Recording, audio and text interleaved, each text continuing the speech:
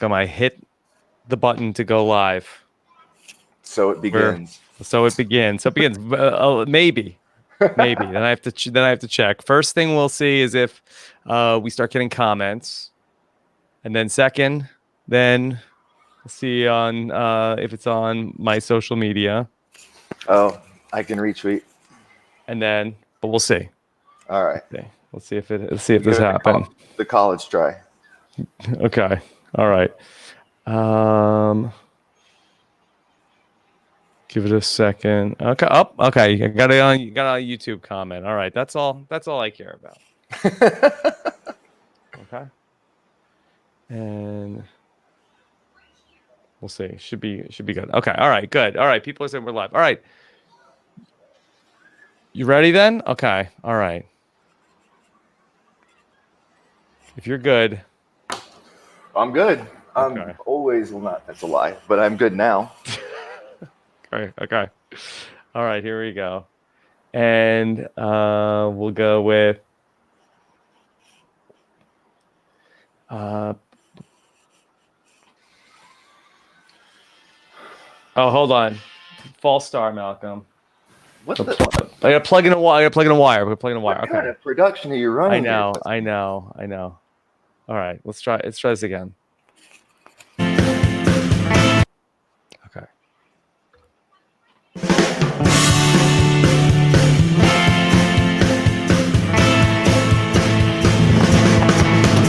Coming to you live from my apartment, it's Rob Has a Podcast. And now here's the guy who's very excited to be back, reunited with the OG Mr. Survivor. I am Rob Cesternino here, and we have a special live stream edition of the podcast today.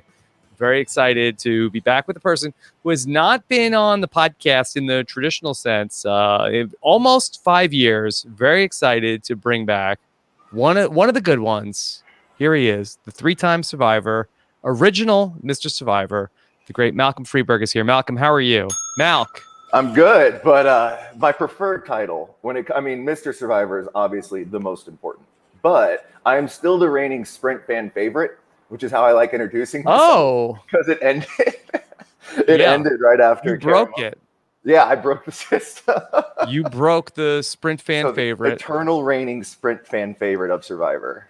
Yes, a fun one. But Mr. Survivor is the best. And forever true king of Sprint. Do you get a Sprint phone for being Sprint fan favorite? I should ask. I really should. No, I didn't even get like an oversized check, which is still was the goal of applying for Survivor in the first place. Still hasn't. That still hasn't. No, life's full of disappointments. A little money, and yeah, that's it. That's it. Do they check to ask you what carrier you have for your phone when you become a Sprint fan favorite? What you do is you sign your mobile contract in blood before you can get the check. So yeah, they were pretty brutal on that. Okay. All right. Malcolm, it's been so nice to see all your tweets in support of your best survivor buddy, Denise, who's done so well so far this season. We'll talk all about Denise. But first, how's everything going with you, Malcolm? It's good. I mean, we're all dealing with the same thing, with the shutdowns. I live in downtown Los Angeles for the past few months. For non-LA people, it's about 15 minutes east of Hollywood, or an hour when traffic's normal. Yeah. And it's like the small patch of the city that has skyscrapers and it's all office buildings. It's deserted now outside. Like usually it's like bustling. I would have to have the windows closed right now because of all the noise and such. But it is like a ghost town. It's actually very like dystopian, surreal. Here right now, but I just moved in with the girlfriend. Sorry, I know that's going to upset somebody. She's back there right now, but with this place we moved into is a loft, and so there's no walls, there's no privacy. And she's working from home now too, so we're just very close quarters, as I'm sure many people are starting to learn that can cause issues. But we're doing okay. Yeah, it's rough. It's rough, but I'm sure without any kids there, you guys will figure it out. I have faith. We have plants. We're taking to naming all the plants really early on. I have Vine Diesel behind me. Yeah. Icky's over there because Icarus towards the sun. I thought that was kind of like bougie clever. Wow. Scuba Steve died. I'm very sorry to hear that, He was Malcolm. the vine that was next to the bathtub. Scuba Steve, he's no longer with us. I feel like your friendship with Aubrey really rubbed off on you. It's all her. 100,000%. This was peer pressure from Aubrey. We weren't like invested enough to get a dog just yet. You go into Aubrey's apartment, it's a jungle. You are on the set of Jumanji when you visit Aubrey. And they all have names, and she knows exactly how to take care of them. So you can't tell her about Scuba Steve. She's going to be pissed that we killed one of the plants. Like, she would take this very personally. But we've got all the other like 4 or 5 that we have are doing well. So batting 800 is not terrible for a new plant that's owner. ahead of Boston Rob. He's only 750. There you go. Malcolm, before we talk about Survivor, what have you been working on since the last time we heard from you in terms of going through Survivor Game Changers? Goodness, that's been a minute. What was really cool, and I have a website, it's called, I don't know if it's even still up. Right after we got back from filming Survivor Game Changers, I was single, I didn't have an apartment because I gave up my place when I went out there, and I had a job that I could do remote. I was a ghostwriter, which I have plenty of funny stories about. So I could do my work remote. So I just traveled for a year and a half. I did 6 continents for 18 months and just worked remotely during that time. I was a ghostwriter for Snooki and JWoww, Terry Crews, like a lot of like kind of like lower B-list, A-list type people, writing their blogs for them. And paid my way around the world doing that. But more recently, I've been working for, and I still do a lot of freelance copywriting, like marketing stuff. But I've been working for a production company out of Burbank, and the biggest client for this company is a nonprofit that supports financial literacy, teaching people how to manage their money, yada yada. And through that was the Richard Sherman thing, which I blasted on social media. Mm-hmm. And I've talked a lot of trash about Richard Sherman in the past, but we had one day with him, and I basically directed it, and now we're best friends. And we're like, he's my new crush. He's the sweetest, like playful, like extremely like photographic memory. Like I knew he was smart, but you could give him a line, he just rattled it off. And we did this show with him. He tells like a personal story about dealing with some aspect of personal finance, and then we do like a 1, 2, 3 step coaching afterwards. Like if you want to get your budget in order, if you're getting your first apartment, it's really like basic financial stuff. Wait, so Richard Sherman is an authority on personal finance? It's actually his passion. This is what he does in the NFL. He's the head of, I'm going to forget the foundation that teaches young players how to keep their money. Mm-hmm. This is like his big passion project. He's super into cryptocurrency, which is above me. I don't understand that. You need Yurkowski. Pete Yurkowski knows all about that. But yeah, this is actually his passion. He's all about it. And we hopefully are doing one. We were supposed to be working on another project with him this summer, but now that's obviously everything's just crazy right now. So I've been doing a lot of film production for a nonprofit over the past year, and it's just not out there yet, and it's all being pushed because of the current situation, because we can't get people coordinated, and they want to build a custom website, which is always a headache. So there's a lot of things going on, but it's fun. Film production is the short answer. Yeah. Who's your better professional athlete friend, Richard Sherman or Jeff Kent? Richard Sherman, because Jeff Kent didn't give anybody his phone number except Carter. I know Carter has it from Philippines, but I was thinking about, randomly this came up the other day. I have to tell you my favorite Jeff Kent story really quickly. Yes. It was at the finale, backstage. So the Survivor Philippines finale, you're back there all day. It's a super drag. And you all have different dressing rooms. And somehow I ended up in Jeff's with like a few other people. I don't remember. Mm-hmm. Well, one of the producers of the finale comes in. It's about 2 hours before we're supposed to go on stage, and says to Jeff Kent, "Hey, we need you to come to makeup." And he goes, "I'm not doing that." Yeah. And it's you have to remember, Jeff Kent's worth $60 million. The fee that you get for going on the finale means nothing to him. He's just here you can't make him do anything. Yeah. So it's like this young producer, like, so he runs off and he gets somebody more senior. I don't even remember who it was, but somebody who we all know. Jeff, like, can you go to makeup? And Jeff Kent just goes, "No, I'm not going to makeup." Or that was a horrible accent, but I'm not going to makeup. Yeah. And then I'm like, and this is the coolest thing to me. I'm like, oh my God, you can do that? And so whoever it was just gave up, like, because there's no way to force him to do it. She turns to me, Malcolm, you need to go to makeup. I'm not going to makeup. But I say it like with my voice cracking and all nervous, like, can I get away with it, Stu? Malcolm, get your ass to makeup. Okay, and I took off. I had to get in there right away. You know, I can't flex like Jeff. Thinking about him just because I heard him I listen to a lot of New York sports talk radio, and he did an interview. He did like a 25-minute interview on a WFAN in New York. And he was great on the interviews. I was thinking about him this week. He's a character, Jeff Kent. He was really fun. He was I mean, I didn't spend a lot of time with him on Philippines, but he was really nice and fun. Clever. Funny, I guess is a good way to say it. He has like a very dry sense of humor. So everyone really liked Jeff out there. Yeah. Well, he ended up going out at the merge in Survivor Philippines, a really crazy merge, not unlike what's going on here in Survivor 40. And Malcolm, you've been so vocal about Denise that I'm sure that you have all just glowing praise. So I know, of course, you think she's doing great so far. You're very impressed. Yeah.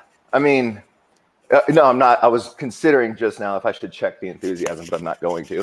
Yes, this is exactly how it needs to be going. And I know somebody's going to ask about her talking about what she did at the feast. There's that little moment where they framed it like she ran her mouth. No.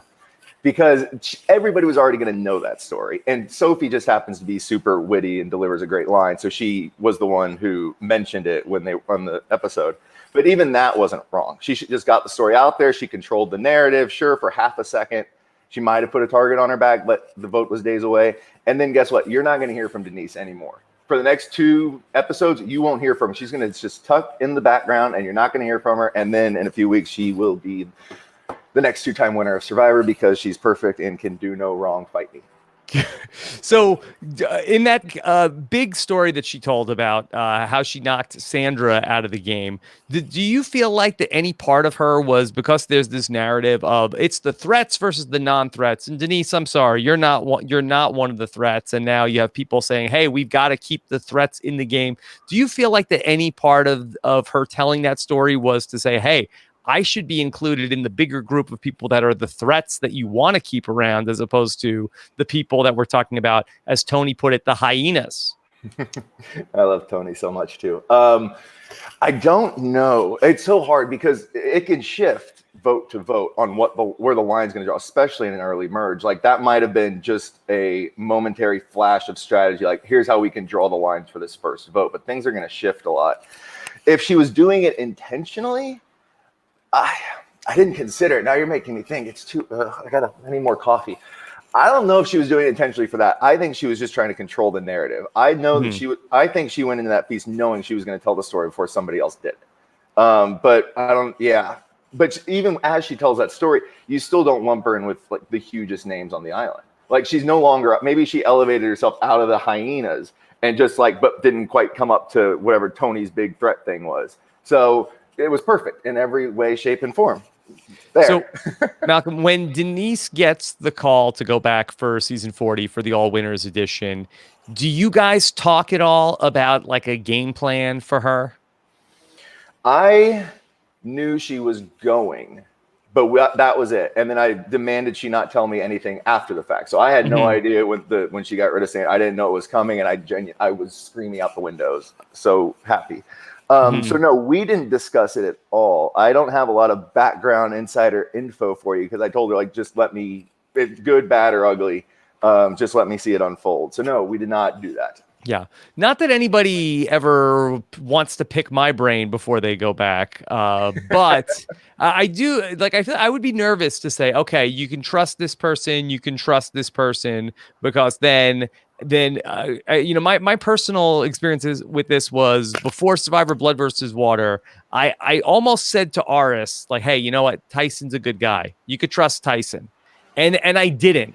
And then Tyson totally screwed over Aris in that game. And I was so happy that I didn't do that, because then I would have really felt like I had that on my shoulders. Not lately, but right after I got calls about Abby. is what happened. For when she came back for, I don't remember what the season number was. Second chances, yeah. When she came back for that, I started getting texts because at this point I was in the survivor circles or whatever. I got a lot of questions about Abby, and I was asked, like, was the way she's shown how she really is? And I love you, Abby, but I would feel like you. I feel really guilty if I like said something that wasn't true. And Abby is just like that. Like that. It's so I was asked, I'm like, yeah, she's as cuckoo as she looked on Philippines. And people are like, that's not possible. And I won't say who, but I'm like, yeah, you need to. I didn't end up influencing. I think I talked to 2 people who weren't on our tribe initially, but it didn't. I couldn't lie because I didn't want to be the bad guy in that situation. So I can't like paint Abby in a more compassionate light to help you get along with her, because that was not true or possible, I don't think.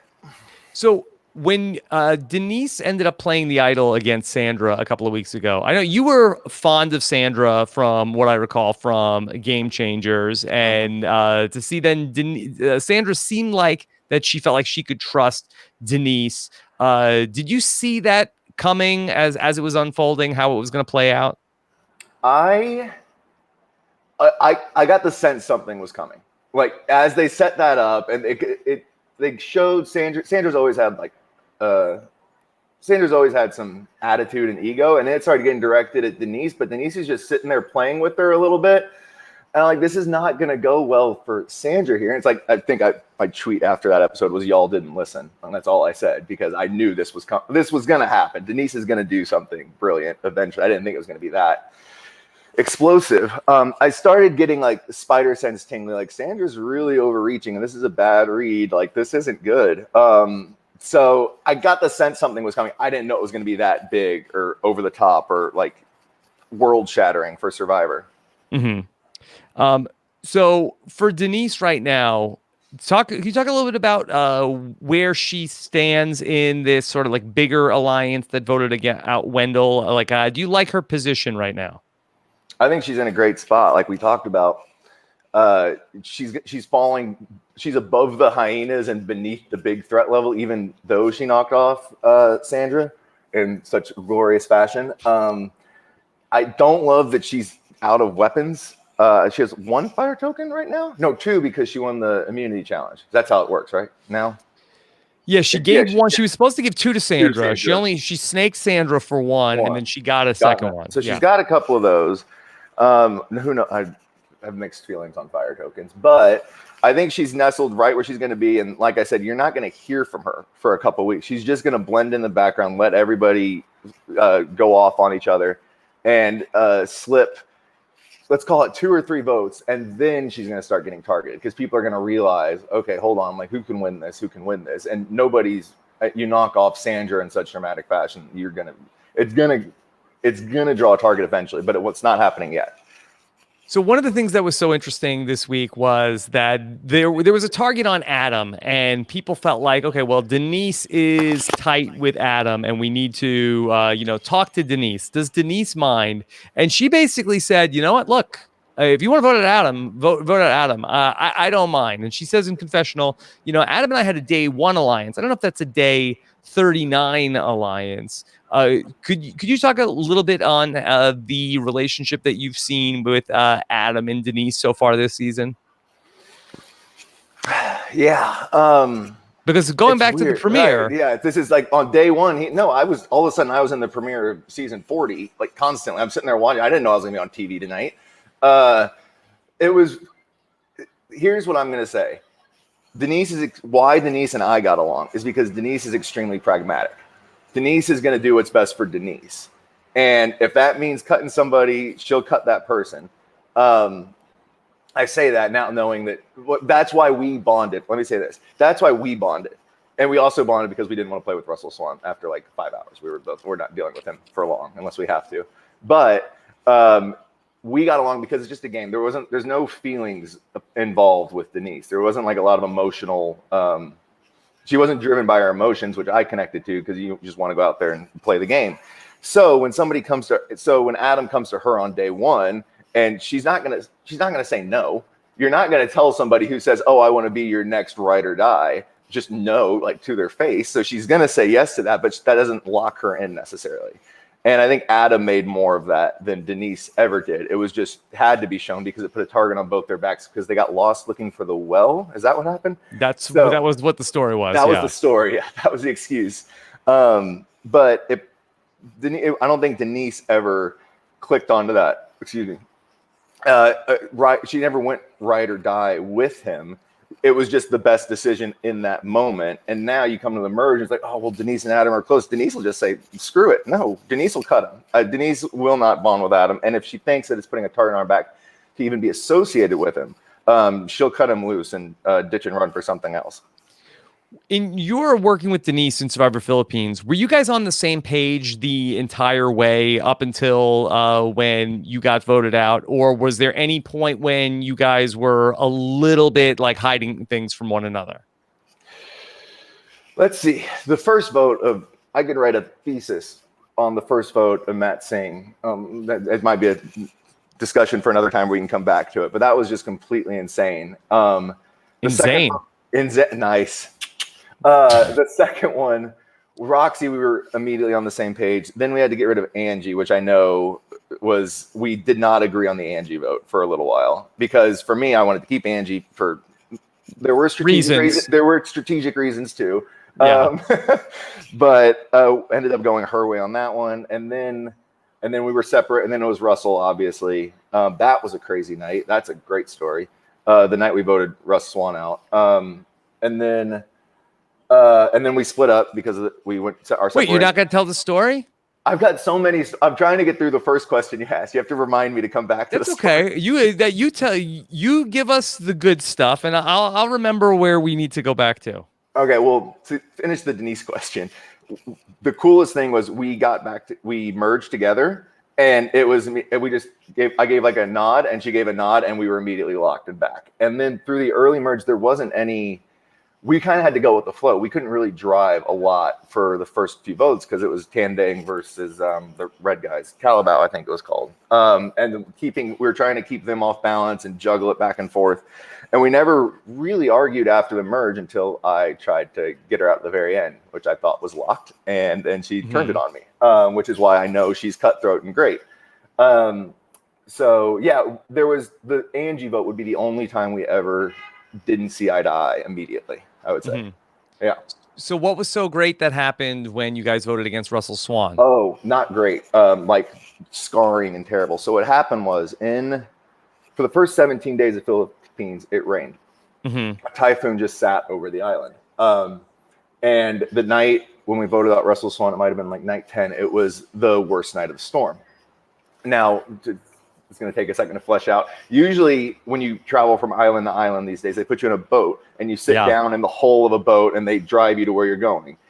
We were told that we couldn't go straight to tribal that night and kind of like, oh, what's going on? Oh, we have to get you a different boat. Now, when you're changing the boat, that's why we don't really understand. Well, they bring out a much longer boat and one of the production members, I think it was like a boom mic operator, said, yeah, but it's too rough for the little boats. And really? So we're now in a normal boat, kind of like a pontoon boat looking thing, really long. And it's 8-foot seas. Now, if you've never been on the open water, when 10 feet to your right, the water's above your head, it's freaking. I've done a little sailing, so I'm kind of used to it. But the waves just to the side are over our heads. And Russ and Denise had never seen anything like this. And we have to go super slow. So we're on the water for over an hour with just these huge seas. And you're just staring at it. And they have no idea how to cope. So then we get to tribal council. There's still like a half-hour wait before you actually go onto the set. And you're put in this little tent. And you're not allowed to talk. And they pull you out one at a time. So it's just me, Russ, and Denise. And they pull you out one at a time. They put your microphone on you to do like a health check. Yada, yada, everything good. They pull Russ out of the tent first. Denise collapses in a ball and starts crying. She said, I don't think I can do this anymore. And Russell was feeling the same way because of how if you're not used to high seas and you're on this little boat, this seems like you're about to die. I bent down. God, what was that producer's name? He was there for forever. I don't think he's with the show anymore. Saw me start talking to Denise and he took a step over and he was going to stop us. And then he said, you get 5 minutes. They kept Russ out of the tent so I could talk Denise into staying. And because if she goes, now I'm stuck with Russ, and me and Russ didn't get along. So from a strategic standpoint, this really needed to happen. But also Denise was about to quit, and she'll confirm this. And I had to talk her into saying, like, I'll take care of you. I'll take care of you. I'll take care of you. Go to tribal council, vote out Russ. Little dramatic because I thought he was going to vote for Denise. But again, that's why she's better than me. He's gone. We come back down. And we're about to get on the boat, and Denise starts like freaking out again. I'm like, I'm not gonna let anything happen to you. Like this was the big night we bonded, and why we're so close now. Like I'm not gonna let anything happen to you. We go down to they can't take us to the dock because the waves are too high, where we would usually jump onto the boat. So they're gonna bring the boat onto the beach. They bring the boat on the beach, and it's rocking. The boat's just going nuts. And they say, all right, y'all just have to run and jump on. And Denise Denise is freaking out. So I'll go first. I run, I jump on the boat. Boat flips over. This is a full-size ski boat. Flips and throws me off into the water. JMO, the head of security, longtime head of security for the show, runs in and literally probably saved my life. Like ran in, dragged me out of the boat. I lost a flip-flop that they never found. They changed my shoes. If you watch a side detail from the Philippines. The boat flipped on its side. Now I just convinced Denise to stay, and boats are flipping over. So we have to go back, and we just sit for hours in the middle of the night in the pouring. Like we're in a tent because we're at tribal, and they had to bring another boat around to the other side of the island to pick us up. So this is hours later. We get on this boat, and it's the long open one, and it's pouring rain. Yeah. And they gave us rain jackets, and we were just huddled in the lightning's flashing, and then it's like a horror movie. And then you see the sea over your head to the right. Took an hour and a half because they had to go so slow. They had like boats with us to make sure this boat didn't flip. Like they can't kill the contestants. And I have my arm around Denise for an hour and a half with a raincoat over our head, and we just told each other stories and like jokes. I told her like all the dead baby jokes I know, like trying to keep it laughter and trying to keep it light, yada yada yada. Like genuinely one of the most scary things I've ever been through. Finally get back to camp that night. And now you always get back to camp late after tribal council, which is one of the worst things about tribal council. You have a challenge next that you haven't slept as much as the other tribes. Fun fact. But it's got to be like 2 a.m. We're soaked through, and they don't leave you alone. The camera crews never leave you alone. So for this, we're sitting there, and our shelter's crap. We haven't won a tarp. Russell made us build it in like the lowest part of the beach, so it's a swamp, and mosquitoes are all over us, and like we're both like on the going insane, verge of tears. Denise goes, turn the camera off. He goes, why? Like I have to get naked. She's like, I have to change clothes. I'm not doing it in front of it like you. And she just like Denise had a little frizzy, and we told the camera guys to leave us alone. He goes, I'll give you 5 minutes. And then like we like started laughing again, and we were naked and sheltered, like trying not to look at each other, like as we changed into whatever dryness we could find. And then we spooned all night, trying to stay warm. And that's the story of why Denise and I super bonded during Philippines, was that night, not the day one alliance. Yeah. Well, that's really incredible. And no, it's amazing that you have these hardships with people, and then you end up having these bonds with them, and that's huge because that really set the tone for the game, especially in a game of first time players. You probably had like you knew each other for 10 days, but you're bonded with that other person in a way that you would be if you knew them for years. It genuinely was like we were friendly, and we had the same. Both have very R-rated senses of humor and things like that. And we're obviously on the same page about how to play the game and what we wanted to do. But after that, that's when this happened. That night when I genuinely got thrown out of a ski boat because it flipped over, and then had to talk her into staying in the game. That was a freaky one.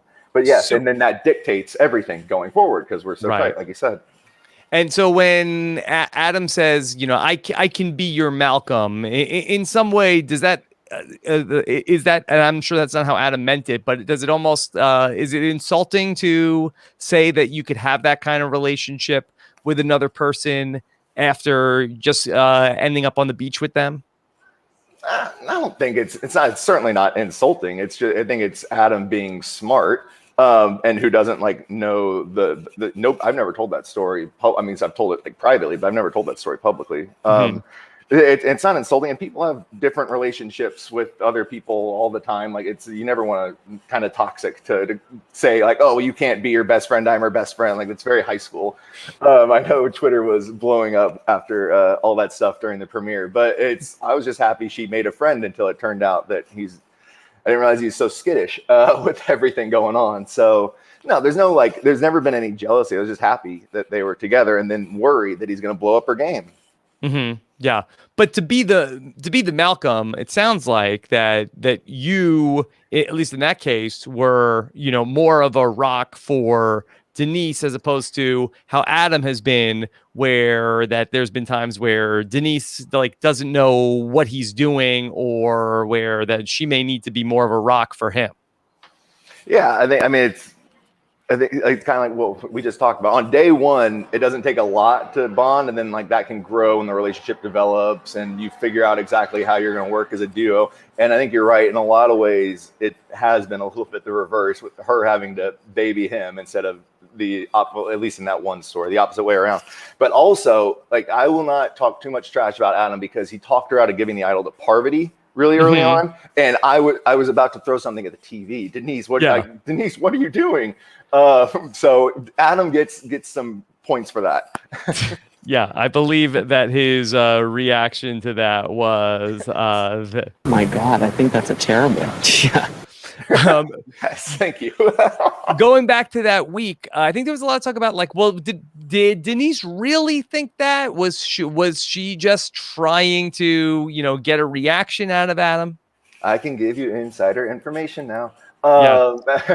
I talked to Denise after that one. This is the only episode we've actually discussed afterward, because I was mad at her and I was texting her and she wanted to defend herself.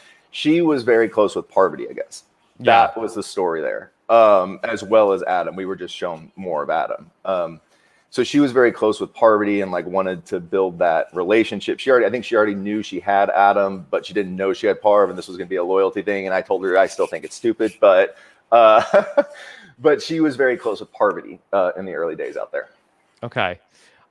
This is a question that we got from one of our listeners. Odefe in Nigeria says, Malcolm never said, "You're my new Denise" to anybody on a future season. Well, Adam said, "I'm your new Malcolm," and Denise said, "Okay." What's up with that? Now, in Survivor Caramoan, you could have told somebody you could be my new Denise, and they'd say, "What's a Denise?" Yeah, that would have been confusing for people because of air dates. Did that ever come up in a conversation? Did you say like an Aubrey of you can be the new Denise? No, it came organically in Caramoan with Corinne. Weirdly, I mean, I never said that, but that was our dynamic. But I never said it, but you know who said something very similar to what Adam said? "I'll be your new Malcolm." Sandra said something to that effect to me on day one in Game Changers. She pulled me aside, and we had a lot of good conversations. We were always on the same page. They made it look like I was targeting her. That was just for JT. But I don't know if she said I can be your Denise, but she referenced Denise because I've worked with an older lady before, like as a under the radar partner that we don't have to talk to too much. So Sandra pulled that card on me actually in Game Changers really early on. Of course, neither of us were there long enough to really flesh that out, but but yeah, actually Sandra did that in Game Changers. Well, I'll go back to Denise, but since you're talking about Sandra, what did you think about how Sandra ended up doing in the game plan that she had in this season? I was here for it. It all looked great until it fell apart very quickly with that conversation with Denise. And it was just I think Sandra's face at that tribal council was very telling for me. And I love Sandra, but like, she's like, "Oh, I messed up." And I think it's the first time you can ever say she's ever messed up. Like in however many days she's played, like I can't think of, I mean, I know she might've been on the wrong side of a few votes or like got swap screwed, but like that's the first time she really like the crown got knocked off her head for real right there. So, or maybe not totally. She's the queen, but like that was the first real blow to the legend, maybe is what I would say. And I think that might have played a little bit into her leaving the edge because the ego was bruised. Okay, that's interesting because I haven't heard that theory talked about. I've talked about that. Well, okay, I think she didn't want to be there with Rob and some of the other people that were on the edge of extinction. But you think that because she ended up that she in a way played herself by giving the idol to Denise, that you think that was something that was hard for her to cope with? I think it was I think yes. Not entirely. I forgot about Rob, honestly. I haven't, but she'd have to sit there with Rob, but she didn't want to deal with these people. But I think there's not a lot of time between getting voted out and landing on the edge. I'd imagine I've never gone to the edge, but like that's a pretty usually after you're voted out, like things move quickly. So there's only like an hour or two in between getting voted out and getting to the edge, I would imagine. And I think that's not enough time to like kind of take a deep breath and settle down and maybe check yourself a little bit.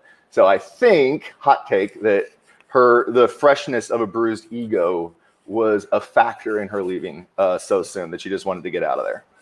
Now, you, of course, were on the beach with Sandra and Tony in Survivor Game Changers, and I definitely want to talk more about Tony today. But were you surprised where it looked like things had been going well? It looked like that for, whatever you guys ended up doing on the trip that season in Game Changers, it seemed like that Sandra and Tony were in a good place. And then Sandra seemed to feel as that Tony goes into a spy shack, and then Sandra said, "You know what? I've had it with Tony. We gotta make the move on Tony." Were you surprised she turned on Tony? I was surprised at the time. Maybe when he started going bonkers, I was, oh no, it's coming to an end. I had the same reaction, like, oh god, I was so proud of him for holding together for so long. But once he starts doing it, like, this is the beginning of the end. I thought that she and Tony keeping each other around, like, call it meat shields, I guess is the term. Like, I thought they were good meat shields for each other. So that flip so suddenly, yeah, that was definitely surprising. Yeah, I didn't, but they did really get along. Sandra and Tony do get along outside of it. After what she, and the queen stays queen. Was that what she said in Game Changers after getting them out? They were fine. Like I spent, God, call it a month roughly with the two of them. They get along fine. It's a pre-jury trip. Everybody doesn't know that's when you get kicked off before you're on the jury. Everyone goes on a trip together for the rest of the game to some other country. Was an experience I will never forget. But yeah, they got along. Okay. All right. Did you have any issue with Sandra raising the sail on the edge of Extinction? I mean, I just wanted to make the point that I think her ego was a little bruised, but I'm not bothered by it. Like, what else does she have to achieve? Like, she will always be the queen of Survivor. Even if Denise pulls this off, like, they can be dual queens. Like, she will forever be the queen of Survivor. I don't have an issue with it. I think there were more factors at play than the simple one that was described on TV. Okay. All right. Let me go ahead and bring in a voicemail question that I have for you. Let's bring in one of our listeners. This is from Pranay. Hey Rob, hey Malcolm. This is Pranay from India. First of all, Malcolm, I'm a big fan of yours, and I'm rooting for your fourth time on Survivor. Every time you cheer up Denise on social media, it just giddies me up. My question to you is, who should Denise target and protect, keeping in mind both her immediate and end game? And by the way, did you notice the coincidence between you saying, I want to vomit, and Denise saying, I want to throw up at the Sandra's Boot Travel Council? Anyways, thank you. And Rob, I appreciate all the charitable work that you've been putting out for the doctors and nurses out there. And good luck. Much love to both of you. Bye. Okay. Thank you very much, Pranay, and appreciate that. Now, when did Denise say, I want to vomit? She said, I missed the line on TV, but I got my Twitter filled up. She said, I want to vomit. I don't know. You might have to check the comments. It was at Tribal Council. It might have been the Sandra. And you said in Game Changers, I want to throw up? I think I said I'm going to vomit. I think she said she wants to throw up. And it reminded you both of being on that boat again. Yeah, it was something. I think we just both have weak gag reflexes, and I don't think she was channeling, or maybe she was channeling me in spirit, and I didn't know it. Maybe. Okay. So Pranay wants to know about the short and more long-term game for Denise. if you were going to, get a visit, or Denise is going to get a visit from you, a la like what happened with Cochran in Game Changers with Debbie, then what would you tell her to be doing, knowing everything that you know now from watching 8 episodes of this show? She's doing it. I'm telling you, she's going to keep her head down. You're not going to hear from her for a couple of weeks, which will be for the best. And she's going to have to, I mean, there's no way to tell right now, like there's no way to gauge who is going to be there at the end or who's best to play with. You're going to have to, she'll never drive an alliance. Let's put it that way. She's never going to be the big dog running 3, 4, or 5 people. She's always going to be like float in the background. That's her game. That's what she needs to do. What I would tell her after watching all this is that at some point, Sophie and Sarah got to go because they are on the winner's track. Like if I had all of this information, I would be like, you're going to find a way to keep yourself safe. Don't stick your neck out. But when the time is right and you have the opportunity, Sophie and Sarah have to go because they are looking good right now. Okay. Tell me a little bit about your impressions about Sarah, because she was somebody who was there in Game Changers. I know she was not on any of your tribes in that season. One of our listeners, GC, said, was Sarah as under the radar now as she was when you guys started the game with her in Game Changers? I would just love to hear a little bit about your perception of Sarah going into that game. Into Game Changers or this one? Going into the first Game Changers, then we can talk more about what she's doing here. Going into Game Changers, Sarah was like one of the people I was ragging on, actually, because if you guys don't know, when you go to the island, you're there before the game starts. You fly out like a week early, and you just sit there, and it's the most boring, god awful, no talking. Get through press interviews one day, get your wardrobe checked another day. It's just this huge waiting game, but you're all reading each other around the room because you're all stuck in one big room with producers making sure you're not communicating the whole time. And Sarah has resting bitch face. I don't know if that's acceptable. I believe she said it herself. Oh, okay. Yeah, all right. I was more concerned with the language for this family-friendly show. Sure. RBF. She has very bad case of RBF, and she seems so stressed out the whole time that she was somebody I was ragging on. Like, I don't think she's ready. I don't think her head's in it. Like, I was ragging on Sarah beforehand. Like you said, I never played with her, so I didn't really get to see what was going on. I was impressed when I actually watched the season, but I had no real sense of it coming in. Then before Winners at War started, I thought, and I'm watching the interviews beforehand, I thought her head was a little big, to be honest. I thought she was coming off like a little, my girlfriend's family who loves the show, they say when somebody's feeling themselves, like that's when like they're kind of too into their own like name and their own ego. I thought Sarah was feeling herself a little bit. And so I do power rankings with Gordon Holmes every week. We rank the contestants on how they're doing, who we think is going home the next week. And I had her pretty low at the beginning, but she's shot up over time. Like she's playing great now again. And occasionally, like even in confessionals, you get a dose of that. Like you just think the head's still a little big, but it's hard to fault anything she's done so far. I have to tell you, but now that I said like a bunch of negative stuff about Sarah, I have to tell you that she was super charming. The first time I met her was the Game Changers finale. She danced with my mom all night, and there's a great photo somewhere on my phone I think it's a video of them on stage at this bar dancing together, Sarah and my mom, and then my mom wipes out. So, no, she was super. A great time with her. The one time I've ever met Sarah, but like, there's always these flashes of ego that threw me, and sometimes still do during confessionals. Yeah. It's amazing, though, that she's in this position. And I think she's done such a great job in this season. And it just seems like that, especially coming in, yet all those people like writing her name down about they were going to target her. And then I don't know if it was just because that she was on a tribe that had more success to start off, but it seems like that nobody is worried about her at all. It's always funny how that works. It's such a great what if game. Like say a different tribe like loses the first challenge. Like I think Suri in Game Changers is the one that always comes to mind. Like she was going home if the first vote or if a different tribe during the first vote had to go to tribal. But so there's always these fun thought experiments. But yes, a lot of times like people make it deep just because they win.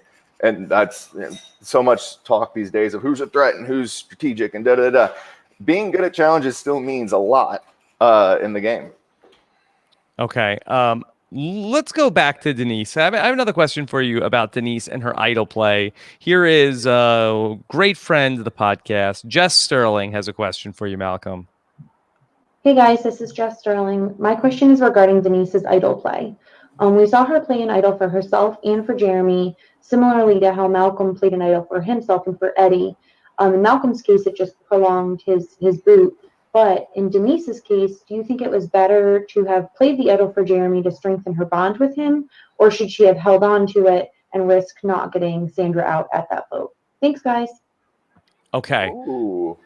Let's talk about when we saw Denise not only play her own idol, but she played an idol on Jeremy. And what was that an echo of the Three Amigos tribal council in some way to protect your whole side? Did you think that for Denise, I think that what was interesting was that she, I think, wanted to earn trust from Jeremy, but it doesn't seem like that she's a big part of Jeremy's plans still, even after she played the idol on him. Yeah, my immediate reaction watching that was to like strip down, cover myself in chocolate syrup, and celebrate in the street. But afterward, my thought too was that she's trying to build a bond with Jeremy, and that makes sense for us watching at home because they've been together. I mean, they haven't we've never seen them be tight, but they've been on the same tribe and they were in the minority, yada yada. Yeah. Like you said, now that we've merged, it doesn't seem like they're like necessarily on the same page. What I will defend her playing the idol on Jeremy. People have called it wasted. You had to do it because if you're going to take your shot at Sandra, you can't risk the vote bouncing over to your only other ally, and you can't know that a merge is right around the corner. I think she wanted to take down the queen. My girl, I think that's as somebody who's played two, very flawed, played two idols in a very flawed way. I think she wanted to make a splash. I think she wanted to knock out Sandra, and she saw her chance. And it was just worth going all in on that move. Now, obviously, I'm the false messenger. I'm not the ideal messenger for something like this because it did turn horribly for me. But it's worked out for her. And I think if she'd gotten booted the very next episode, if they'd lost and they had to go to tribal and Denise got her butt kicked, we'd all be ragging on her because, oh, you can't believe you wasted that. That was so stupid. Trust me, I know how those messages go. But now that there's distance from it, she survived the first vote. The merge creates enough other chaos that can kind of drown out in the background. And nobody is better at being forgotten about than Denise. I think she's going to get away with it, or at least for a little while. Okay. But I don't, sorry to answer the question. I don't think she thought that it would marry her to Jeremy. Maybe that was in the back of her mind, a possibility, but I don't think that she went into it and this will make Jeremy trust me for forever. She wasn't banking on that. She just wanted to get rid of Sandra. Yeah. It seems like that Jeremy really is interested in people that are going to be the shields for him. And I feel like that in Jeremy's mind, Denise doesn't fit the bill for being a shield that will protect him. Which is interesting because when you get down to individual immunities, she's kind of, I don't think she won a ton on Philippines. I know she won the first one. Whenever it comes down to body weight to strength, Denise is going to win. That's never not going to happen, guys. But I don't remember. She's good at puzzles, but not great. And whenever it came down to stability, endurance stuff, he who must not be named was really good at that stuff. So nobody else ever had a chance during Philippines. So I actually can't say how good Denise would have been, but she is a shield. She could be a shield because she has that on her resume now. And because you can always point Denise is going to win this. Denise is going to win this. So it's kind of surprising. But at the same time, just because of optics, it's surprising that Jeremy would think she's not a shield, but the optics and the perception might be what he's looking at instead of the realities. Okay. I want to get your thoughts on Tony, who's still here in the game. He got to play with Denise, that he was one of the people calling her one of the hyenas early on, but now he's somehow still here. He's trying to put the lions together.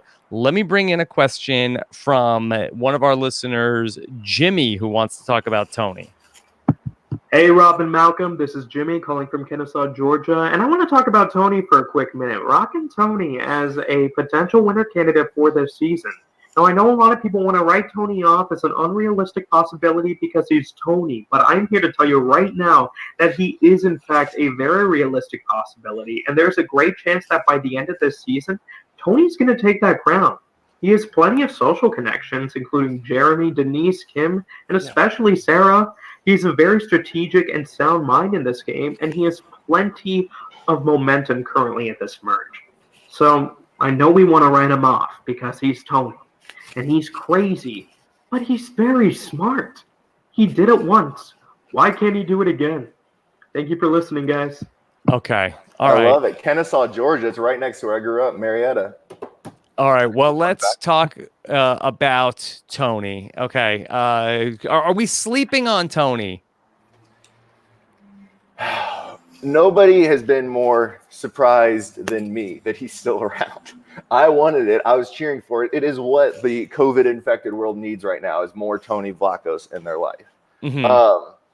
And the fact that he toned it down and got through the beginning was that I was so proud. I wasn't happy. I was proud. I felt like he's like, this is so much better than what he did in Game Changers. Can we stop down and just talk about your impression of the Tony in Game Changers? Because we've really never gotten to talk about this from your perspective. And tell me if I'm misremembering this, but I feel like that you did not want to send Tony out early in that game. That was not your first thought. No, that's correct. I had a meat shields thing going on, I guess, to use the now common vernacular. And I was in a good social standing with just about everybody on that first tribe in Game Changers outside of Michaela. We butted heads pretty early, but with Tony, like, he was such a huge target. And it's, you know what, it's kind of like what Jeremy's like. I didn't see Sandra as a shield for me, but I saw Tony as a shield for me. And I don't know what that says about anything, but like that was where my mind went initially. And so I wanted to keep Tony around, but he went in 2 minutes after we got to the beach, we hadn't even decided we were going to build camp, and he already ran off looking for the idol. Like, and then I caught him digging. They showed it on the season, I believe, like him digging holes, like to watch people. I almost tripped on him doing that one night, and he acted like he was an animal. Like he tried to like crawl away real quick and like made animal noises. That didn't genuinely. This is the stuff he would pull. But he was going so bonkers and freaking everyone out, and he really he wasn't getting along with Sandra. And it just came down to the opinion was turning on Tony. I don't even remember exactly when that, like I was pushing for Sierra to go first, but after that, it really quickly turned on. It was going to be Tony or Aubrey was how it felt at camp. And it was one of those things that I didn't want to happen. But when I went to go use the bathroom and then I came back and all of a sudden everyone was just doing Tony. I was like, oh, well, shit, when did we decide that? So, but he was absolutely bonkers. And that's why I was so proud of him at the beginning of the game, like really toning it down, like knows he has to stay at camp. I was proud of Tony, and I'm still proud of him. Yeah. So it seemed like that he came back for Game Changers and said that, hey, I won in Cagayan with this. I got to do twice as much when I go to Game Changers, where then he seems like he was humbled by that experience. And now it seems like he came in and he went ahead and is now at like half Tony or 1/4 Tony. Yeah, he's divvied up his soul a little bit. Tony got a Horcrux and split some of his madness off a little bit there. Yes, no, he went, like everyone talks about it. Whenever you do interviews with returning players, it's always, how are you going to change your game? Tony went one direction for Game Changers, and it was madness. And then he went the other direction for Winners at War, and it's working out really well. I mean, you can't expect more from him. I know it's driving him crazy too, because I spent a month with Tony. He's up at 6 a.m. daily, and he awakes at 100% Tony, and he already wants to do things, and the world's not awake and ready for that yet. So him staying at camp, not looking for idols, and just trying to calm down is tearing him apart inside, I promise. But like that's what he needs to do, or maybe not anymore. Maybe he does. Maybe we need more of the crazy Tony going forward, like to get an advantage, to hustle, to keep himself in the game. But so far, he's done the right thing.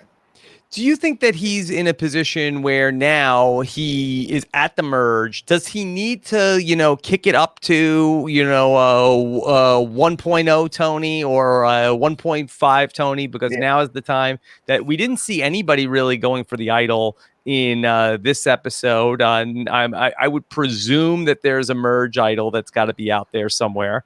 And so you would think that maybe is this like, oh, you talked about Suri in Game Changers, where, if Suri would have gone to a tribal council early, she would have gone home. Tony did what he had to do to get through that early part in the game. But then Suri was, still Suri once the merge kicked in. Right. Gosh, I didn't consider it till we just said it a second ago. Should Tony should be like a unit of energy, like joules. How much Tony should dial up the energy? It might need to get kicked up because everyone knows he's hard. He got through the danger zone for him at the beginning of the game, and I think there's an idol out there. Maybe he should kick it up. It might be for the best, and then if you're painting a target by hustling, maybe that keeps you safe longer. Merge changes things, so. More crazy Tony is always good for television. So yeah, let's root for that. We're gonna cheer for crazy Tony. Let's cheer for that. Malcolm, what do you think about Tony's ladder? Completely predictable, 100% inevitable in the Survivor universe. That he has nothing to do because he's not looking for idols. He has to. He's like this. He's like a 2-year-old. I don't know kids' ages. He's like at that age permanently where you just have just constant energy. And just invincible, and he's gonna fall down. He'll bounce up and laugh, and then just run and fall down again. So it was completely inevitable that he would build something just outside of his skull bonkers. And now he's doing sprints on the beach, and he's grabbing sharks out of the water. It's just, yep, that's the Tony I know. So I got a message from Tony that I tweeted out that I was going to be talking to you, and Tony tweeted to me.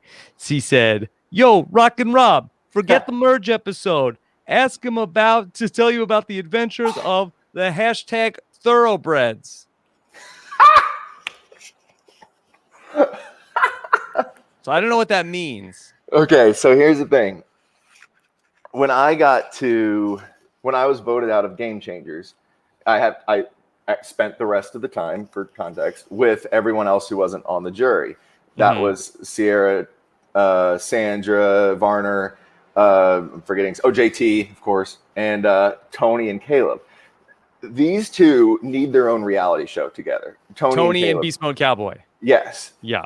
Because Tony's obviously bonkers, and Caleb, and I like Caleb, but he has a very thin skin. It might be a nice way to say it. So it's really easy to rile him up. Yeah. It's really easy to rile him up. And Tony's favorite thing was riling him up. And so the first day I get there, so it's the first day at Ponderosa, and it's just Sierra, Tony, and Caleb, and then myself. I wake up and at 9 o'clock maybe, and I'm making a mimosa because I'm sad. Yeah. And Tony and Caleb have been playing darts for 3 hours already. It was like this every day. At one point, Tony broke Caleb's pinky at Ponderosa playing football, and they would play poker until the wee hours. Everything was a competition. Everyone's favorite pastime was just riling them up. You just watch it. It's like watching Tony on TV. It's so great because he'll just do whatever, just because he has so much energy. And Caleb kind of fed into it because Caleb's super competitive, but has to be the best at everything. So he'll go out there and race Tony down the beach at Ponderosa. Mm-hmm. Well, one day, and Tony's very good at poker, by the way. If anybody, see, I actually just talked to Dom Abate and said Tony stinks at poker. Well, he's the guy he's like that guy who goes all in the first 3 hands to scare you or win, and then if he loses, he just walks away. That was basically basically the story I heard. Except that he went all in 10 hands in a row. Yeah, we used to take so much money off JT playing poker because Caleb knew enough to stop. I'm okay, and Tony's a little better than me. JT's horrible at poker, so we would all go in and we'd play most nights. And Sierra's okay, but like she's just like fooling around. And Caleb eventually just quit because he couldn't win, and so the game was stupid. But JT insisted on playing every night, so we would all put in like 10 Fiji dollar or whatever we had, whatever money we had. We'd all put in $10, and then me and Tony, after a few days, we just wait for JT to burn himself out, and then me and Tony would split his money and not finish the game. Like that was we had a running scam on JT for the entire pre-jury trip, where he basically funded my beer for the entire trip just because we and Tony would split him up as soon as he left the table. What were we talking about? Oh, thoroughbreds. So what happened was there was a ping pong table at Ponderosa in Fiji, and so we played a lot of ping pong. And at one point, I remember it was ping pong. Somebody made a joke about a horse. Tony and Caleb were playing ping pong, and I'm sitting there and my feet are up and I'm having a cocktail watching, and I say something like, Caleb, you're just not a thoroughbred. It was just a throwaway comment. You're not a thoroughbred. And Tony, I think, had to ask me what a thoroughbred was. But it goes, what's a thoroughbred? And I explained, oh, they're just like the greatest horses. That's a pure blood. I probably described it better at the time. I go, Tony, you and I are thoroughbreds. And he took to this like a fish to water. So anytime, and Caleb, who's kind of thin-skinned, couldn't help the fact that he wasn't a thoroughbred. So it was like a mean girls club against Caleb. So anytime we wanted to piss off Caleb, or me and Tony were on a team doing something, like not a thoroughbred, or anytime like Caleb would drop his fork eating like at dinner and we go, not a thoroughbred. And it riled him up. So, like, it's the stupidest little high school joke, but he hated it so much that we've stuck with it the entire time. So yeah, go ahead. No, just anything Tony or I did, we didn't want Caleb to come. We were excluding Caleb for some petty reason, like not a thoroughbred, and it actually bothered him for a month straight. I forgot about that. Yeah, poor Caleb. Oh. So Yes. for Tony, what about the relationship with Sarah? Do you see that being a relationship that is going to remain solid, or do you feel like the Tony and Sandra relationship? Do you feel like is there an expiration date on Tony and Sarah? Cops R Us 3.0. It's really hard to say. I think either one of them would cut the other one. This is all winners. Everybody's playing, as hard as they can. If they can keep it going, it could be really good. That's my big takeaway, because everybody knows that they have tension. Excuse me, but if it's one of those things I don't think anybody would see coming, and then they fall into different hyena lion categories, I guess. And it's one of those things like it could work really well. My bet would be that Tony wouldn't be the one to cut it. Sarah would, and blindside him. Yeah, I could see that, certainly.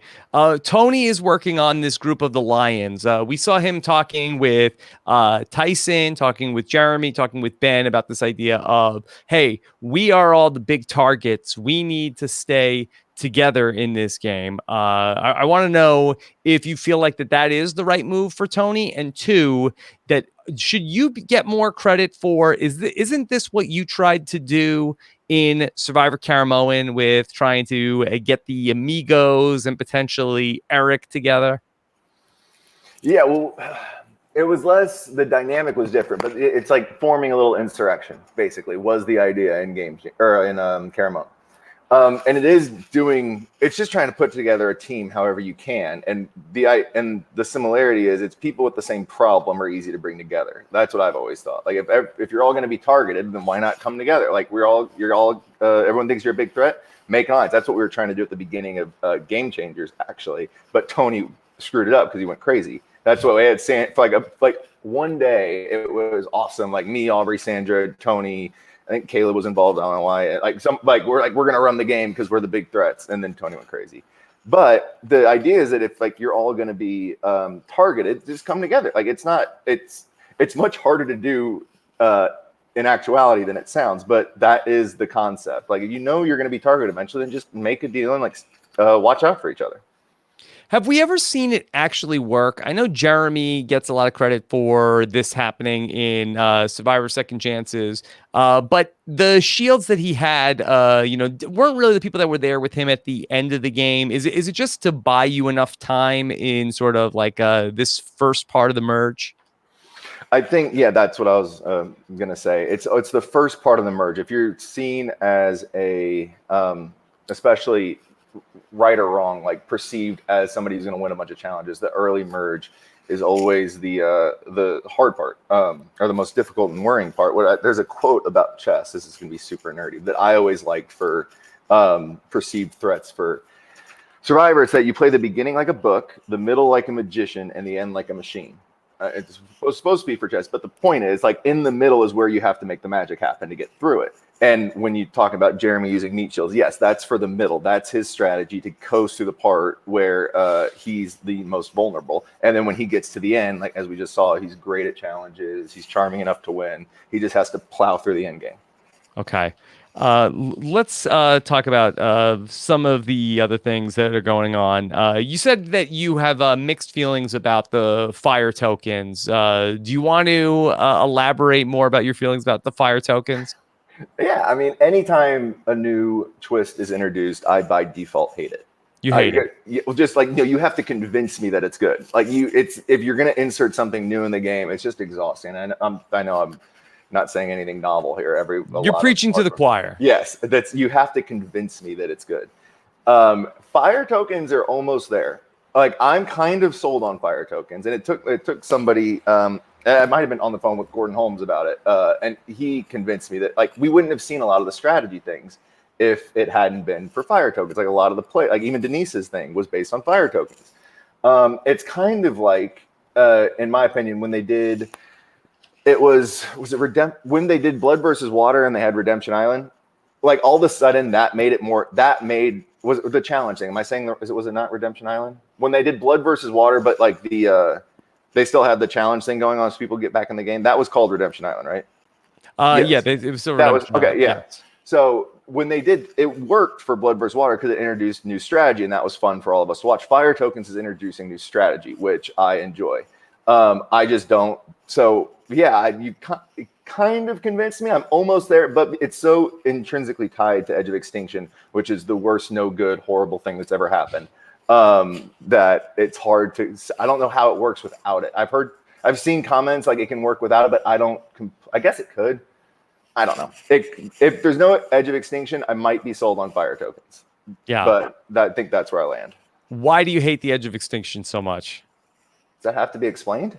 Well, yeah, I'm curious to know, because I feel like that as a player, I think you're somebody that would certainly benefit from it. Is it just that you feel like that it really takes away from the purity of the game?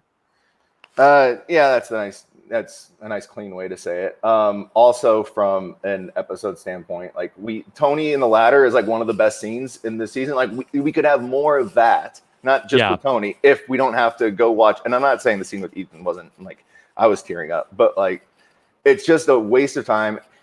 If your torch is snuffed, your game should be over. That was the whole point of Survivor from the very beginning. And I'm like an old grouchy purist now, like saying this, but like I don't want anything to happen after your torch is snuffed. And I hate now that everyone's on the jury. Is the entire season of winners on the jury now? Like, that screws with things. The idea that somebody was making a point that the people who were on the edge longer had an advantage in this challenge, which made sense, but I don't remember the argument. Like, there's in every way, this is the worst thing ever. And I can tell you, behind the scenes tidbit, that, and I can't tell you how I know this or the specifics because I don't want to get anybody in trouble. Probst had a meltdown in the early days of the game when he found out that all the players hated Edge of Extinction. He thought it was super popular and that everyone was going to like it. And then when everyone just kind of groaned, Probst was not pleased. Not happy. He did not understand that. Yeah. I don't know, like what people like say, like in like one-on-one conversations with Jeff, maybe he doesn't always get like a straight answer from people. I think that a lot of people want to like be, he's like the teacher or the boss, you don't want to tell Jeff that maybe you don't like an idea when if he asks you in a phone conversation. Yeah, there might be a bit of an echo chamber situation going on over maybe there. Talk about Tyson coming back into the game. I happen to know you are very partial to Tyson. I put a story on Twitter explaining why. I only met him once, like that time, but he made my super nerdy Survivor superfan friend, made her life. Can you tell that story real quick? Because I think it helps illustrate Tyson's social game. Yeah, so it was the Game Changers finale, and the way these things work is you have all the players on that season, if you're on the season, only get like 6 tickets. Like, so it's not, you can't invite a lot of people, and I have basically 4 family members come every time I'm on a season, and then I invite 1 or 2 friends. And for the Game Changers finale, I invited one of my best friends from college and his wife, and his wife's name is Kyle. So they come, and she's a crazy super fan. So they come, and we meet up after the finale's finished filming, and you gotta, like, these things are madness. Like, I know Rob knows, like, it's just complete chaos the entire night. Everybody wants you to sign things. A lot of fans always find out where the party is or where the hotel is, so you're just swamped. Like, you don't even get to spend time with your people, really. And then I'm sure this will be super surprising. Drank a bunch, so I am like not remembering like everybody, like, and I didn't the sub note of this. I didn't recognize Jay, who had like just been on a season. Like, I didn't, like, it was horrible, and he was so upset. He wasn't that's the wrong way to say it, but like you could tell he was like, what the hell, man? And I realized it 5 minutes later, I had to run back over and apologize. Anyway, so it's complete craziness during these things. And this is the first time I met Tyson. He happened to be there with Rachel. All right, fast forward. It's the next morning after like this huge, crazy blowout party, meeting hundreds and hundreds of people.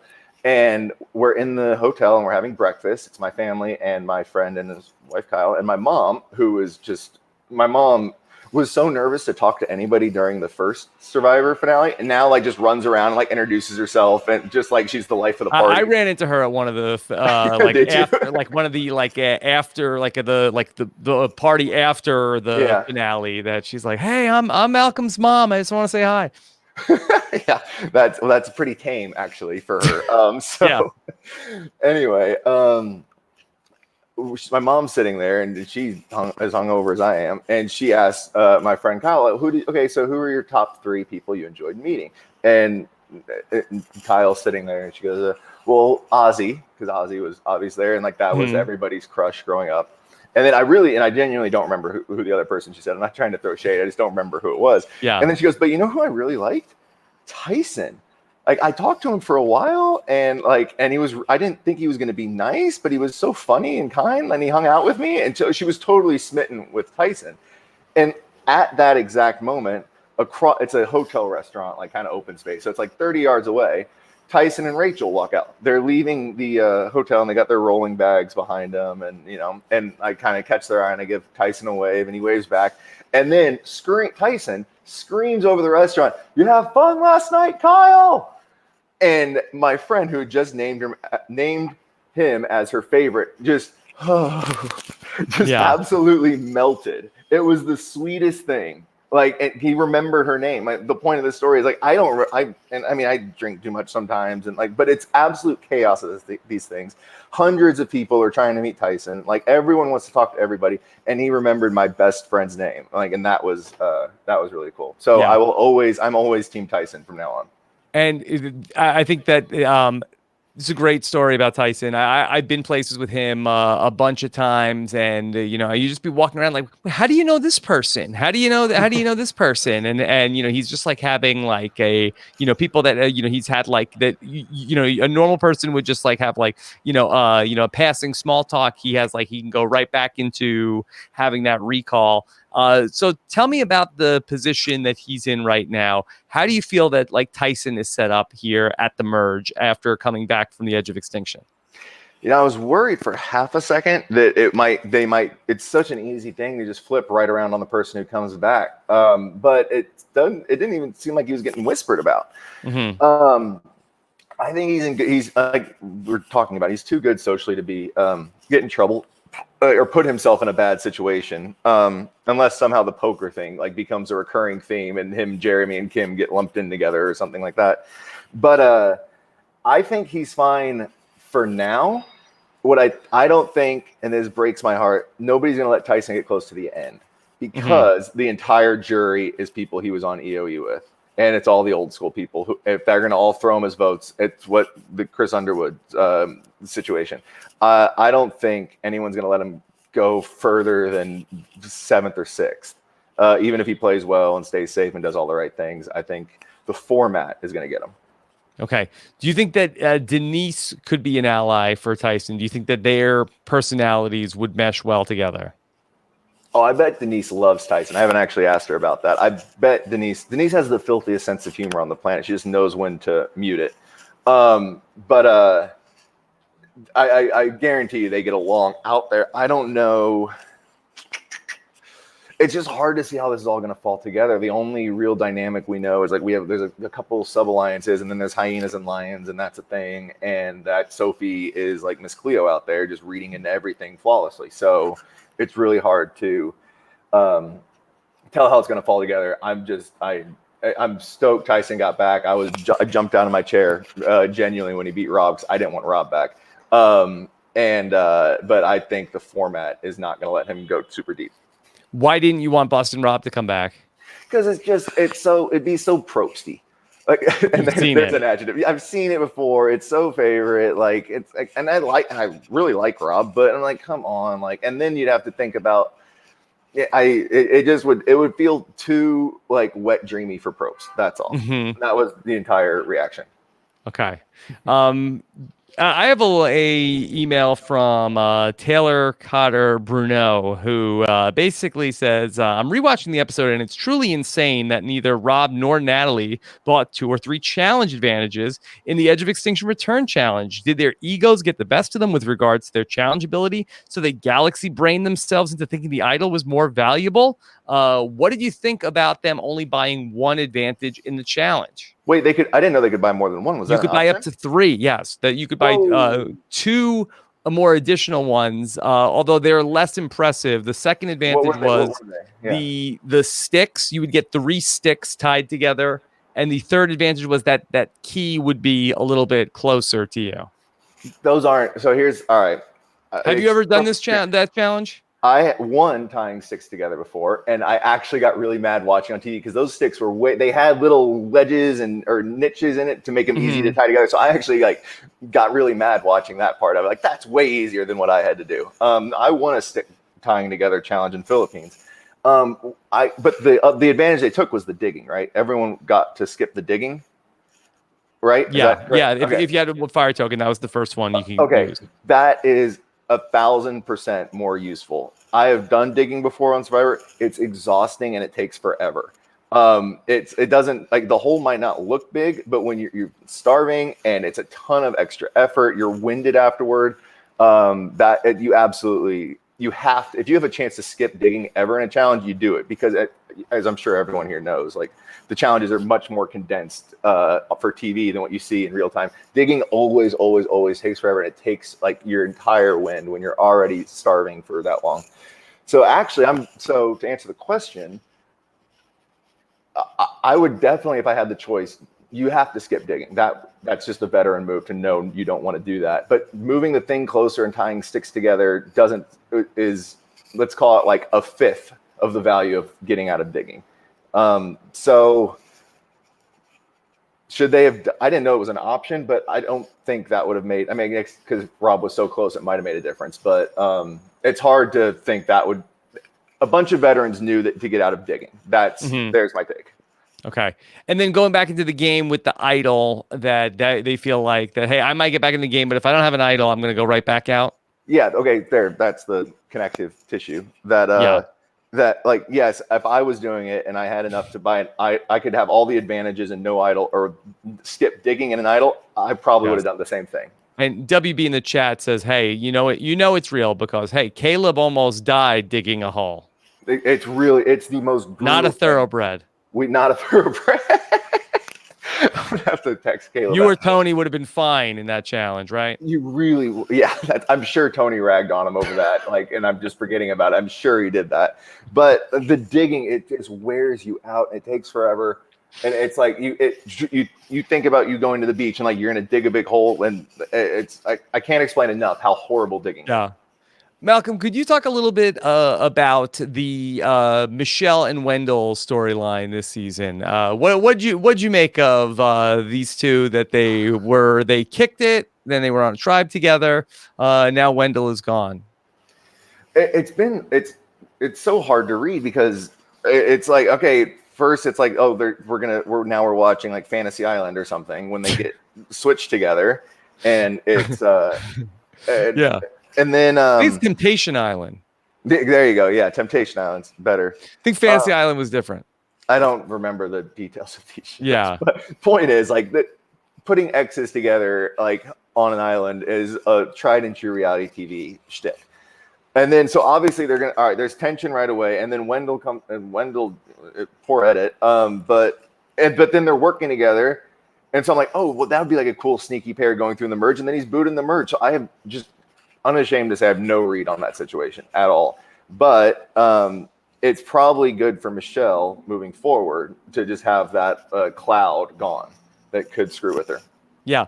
No, she did a great job of making it through that situation where it looked like that she was dead to rights when they were going to a tribal council with the three guys that had been working together. And then, all three of them were, trying to keep her around. And now two of them are gone. Just Nick is left and nobody's mad at Michelle.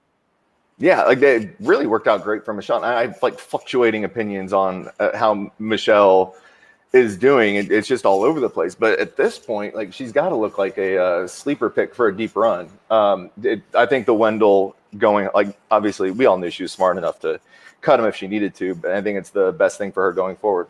Mm-hmm. So for Wendell to be the target this week, can you talk a little bit about whether or not you agree with that move in terms of what Sophie and that bigger group were thinking? The broad stroke, it was good because there probably was suspicion that her and Wendell were a pair, so they want to break that up. And it was good to neuter Jeremy, I think was the big thing. Was it Tyson saying like they were tickling each other? Did I see that in pregame? Am I making did they tickle in pregame? That this was going back to before the season even started. Yeah, there was some, I don't know, I feel like I read something that like it was clear that Jeremy and Wendell were buddy before it started. I don't know how true that is, but there was a shot. It looked like where Wendell was being tickled by Jeremy.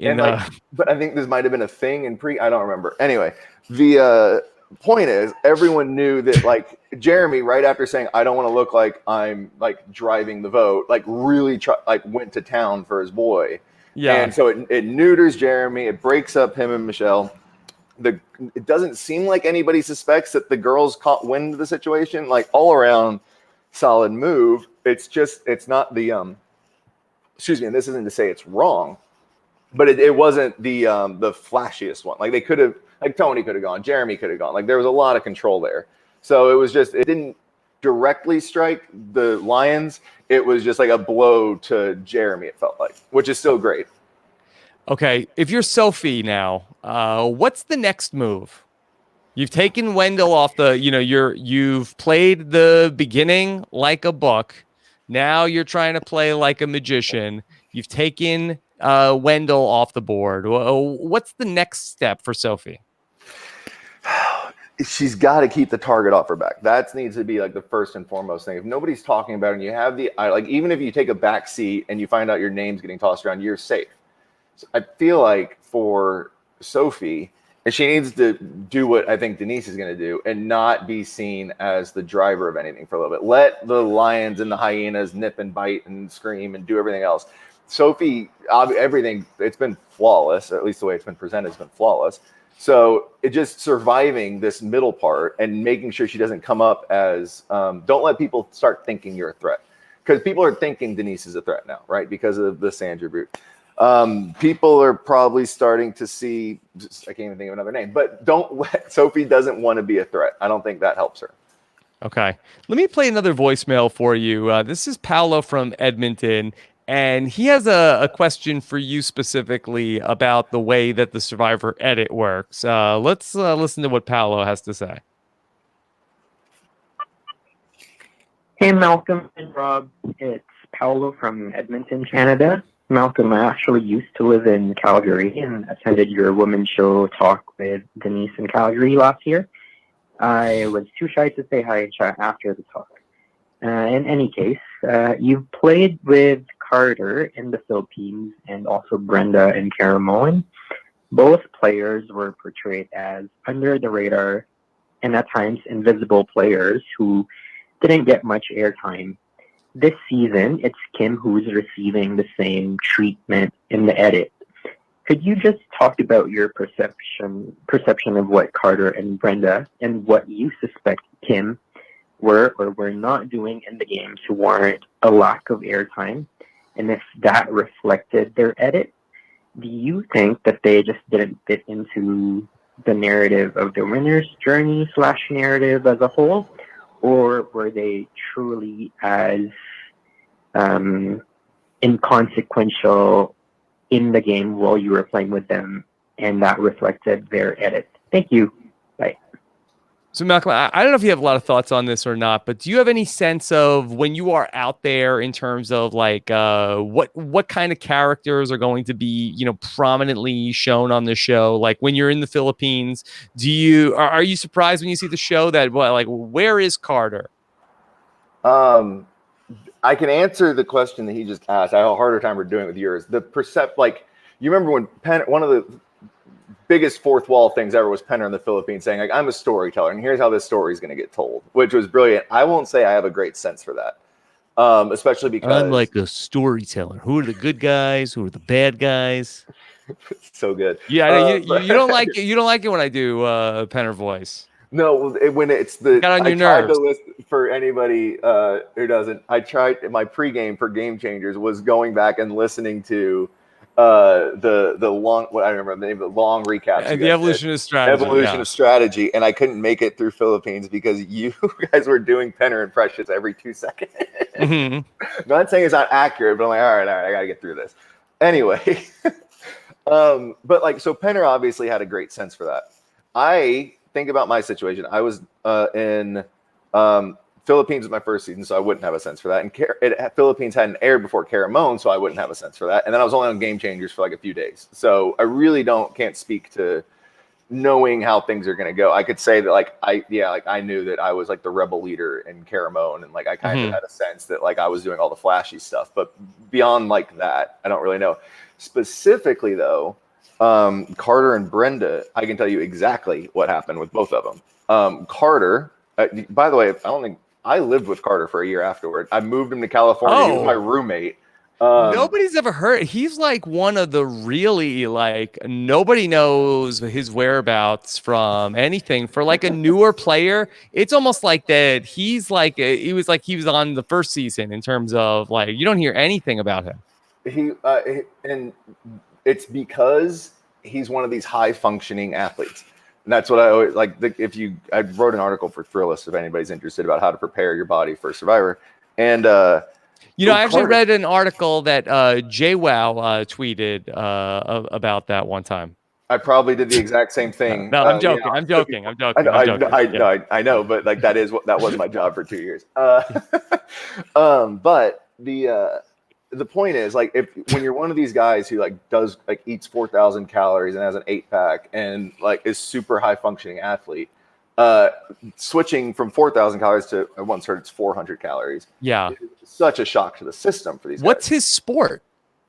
He's like he's a CrossFit guy. He's like a professional CrossFit guy. He goes to the competitions. Like that's he's like in the sport of fitness or whatever they call it. Okay. But so he I can tell you from Carter is funny. He's very maybe not book smart, but like shrewd. Like he's a crafty little guy. Like it's not surprising that like he was cast for the show, but he was even while we were there, he just wasn't doing anything. He just never talked. There was no life even when he was speaking, and he seemed like because he just didn't have any like fuel going through his system, his body wasn't used to it. So he genuinely, I was on the island with him. We forget he was there sometimes. Like he genuinely was just like this really skinny kid who was good at challenges. And that was genuinely it. Mm-hmm. So that was because so for Carter being invisible was because I think his body shut down. He is hysterical in real life. He's super charming, but out there he couldn't function. Brenda, on the other hand, and I adore Brenda. I think one of the few people who like still occasionally talks to her, had just gotten into a very serious relationship and was crying every day on the island. Like she would just go out into the water. Like all of us are sitting at camp, and it's not strategy every hour of every day. But like without fail, Brenda would just go out into the water by herself. She's a water bug, and like just cry into the cliffs for like an hour and then come back. And just like was happy. She was in a very bad emotional place to be out there. So she wasn't like trying to play hard, and she wasn't being as dynamic as I think people remembered her from her first season. So she was, for Carter, his body was shutting down. For Brenda, it was like an emotional thing that she was just super detached. For Kim, this season, I don't obviously know the situation, but I bought into the season when Kim did not handle the first tribal council well. That's when I finally was like, all right, this is going to be worth watching. I don't know. I mean, who knows what's going on? The question I think that was asked was, is that a function of a person's importance to the storyline of the game, or is that a personal thing? I don't know what the story is with Kim not necessarily getting a bunch of attention this time. I've heard other stories where it's just somebody just didn't do anything to impact it, and there's probably a little column A, a little column B reasons for that. But I can't guess why Kim is like. Weren't we all like stoked to see Kim, and now we never get to see her? So yeah, I can't guess. You know, I think that Kim is like super charismatic and is a great conversationalist and is like really engaging to talk to. I'm not sure Kim is like a great confessional person in terms of like, I think that a lot of her confessionals are kind of like very vanilla. I don't think she has a ton of like one-liners or stuff like that. So I just think you have so many people that are really great in the confessional. I think that we're leaning on that sort of stuff a lot more. I think we've seen like Kim when she's been involved in sort of like the strategy and like talking with people. Like last week we saw her talking with Denise about, hey, what are we doing at the merge? What's the plan? But I just don't think that we've seen a lot of Kim confessional so far. Yeah, I think you might have just hit it on the head. And we got a heavy dose of her in One World, to the questions point, because she won. And like she had to be essential to the storyline. So we had to have all those confessionals. But maybe now it's now that, especially with like Sophie's so good. I forgot how funny Sophie is. Yeah, Sophie's a great narrator. Like there's a lot of good, and there's a lot of good. Like Jeremy's like explosive, and so is Tony. Like, and Adam's fun for like a little like oddball, like curveball confessional. Marriage. So there's all these like really, yeah, I think you just hit on the head. There's a lot of colorful voices out there that might be closer to the action, especially after the first vote. All right. Speaking of Adam, let me play you this question. This is from one of our listeners, Eric, who wants to know about Adam and what's going on with Adam and Ben. Hey, Rob and Malcolm. It's Eric from Baltimore.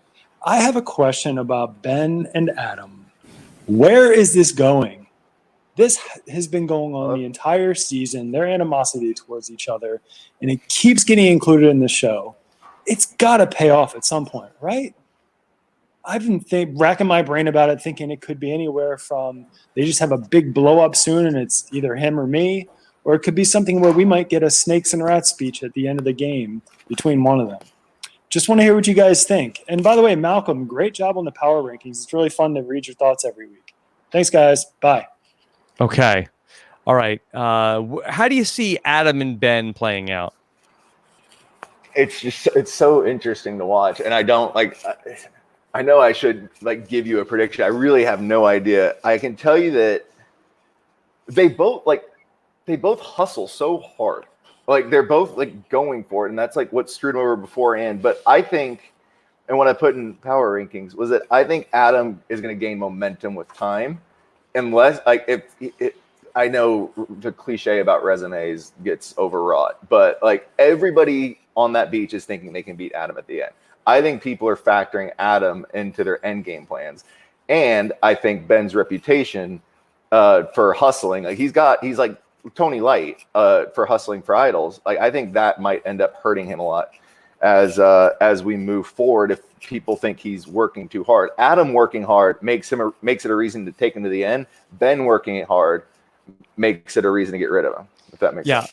Well, I think that you're really on point in terms of how people are viewing Adam as somebody like, hey, I feel like, okay, this is a person, everybody's so good. Maybe this is a person that I could be one of my end game people. Do you feel like that? Is he even more dangerous that people should look to get rid of Adam because he's going to be clogging up one of those seats?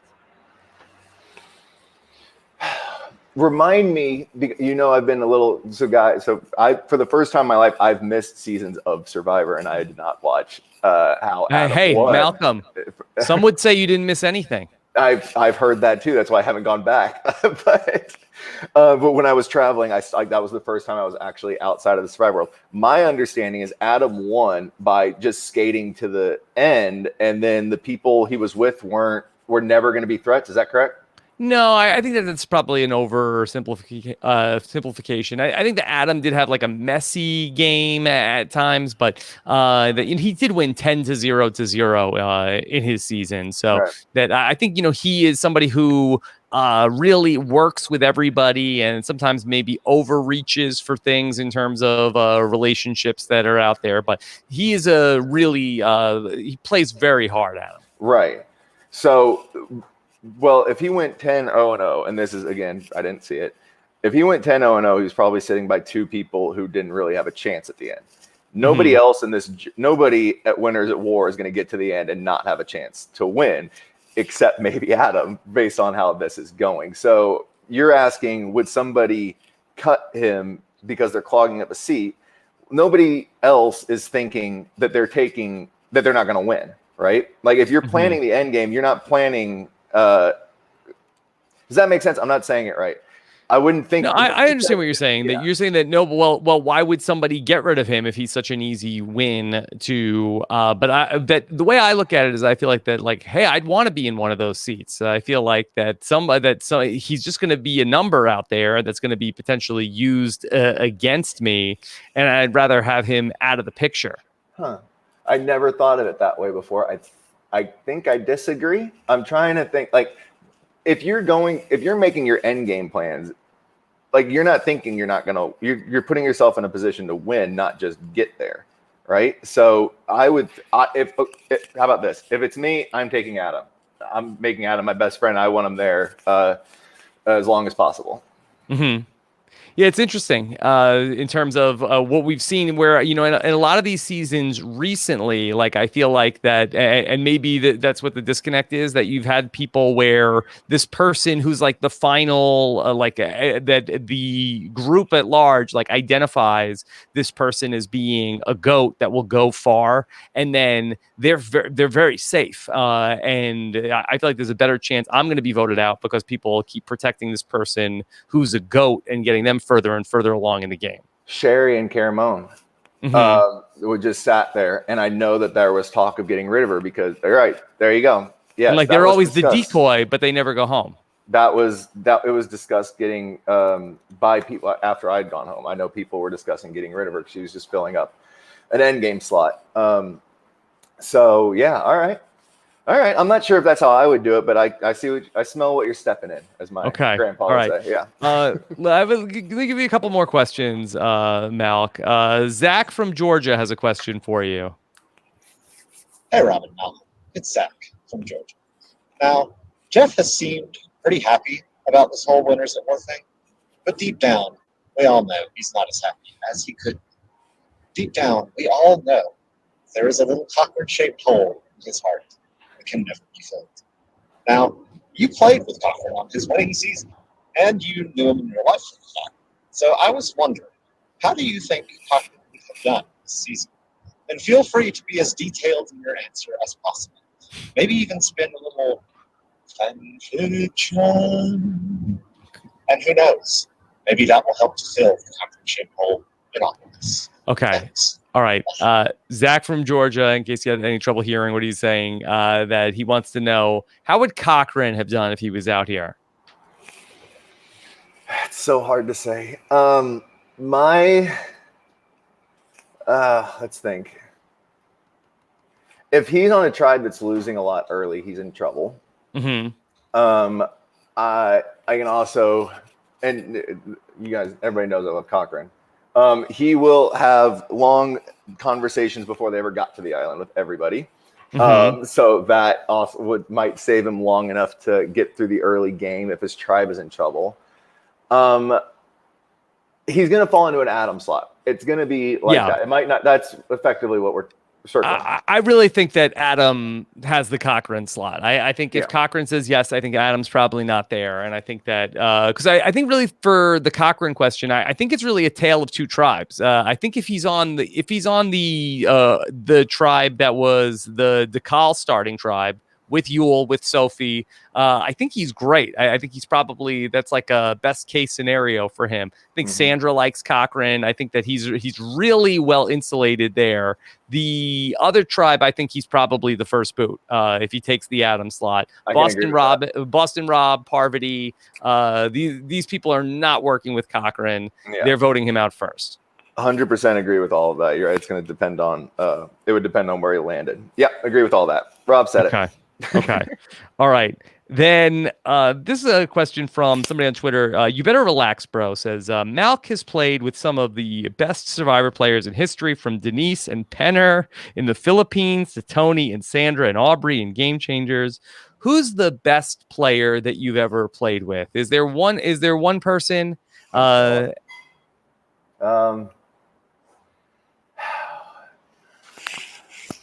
would actually, how about I do this? A little pivot, and then I'll get into it. We came up with, it was a couple years ago. I was in South Africa and ran into Survivor fan, and like somebody recognized me, and so they came over and they talked for a long time. We drank too much. Anyway, there's a theme to my life. And as we're talking, he's like, the conversation was revolving around this, like, who's the best ever? And then like somebody said, well, how do you decide who's the best? And what we came up with was, if that person's on 100 seasons, how many do they win? Yeah.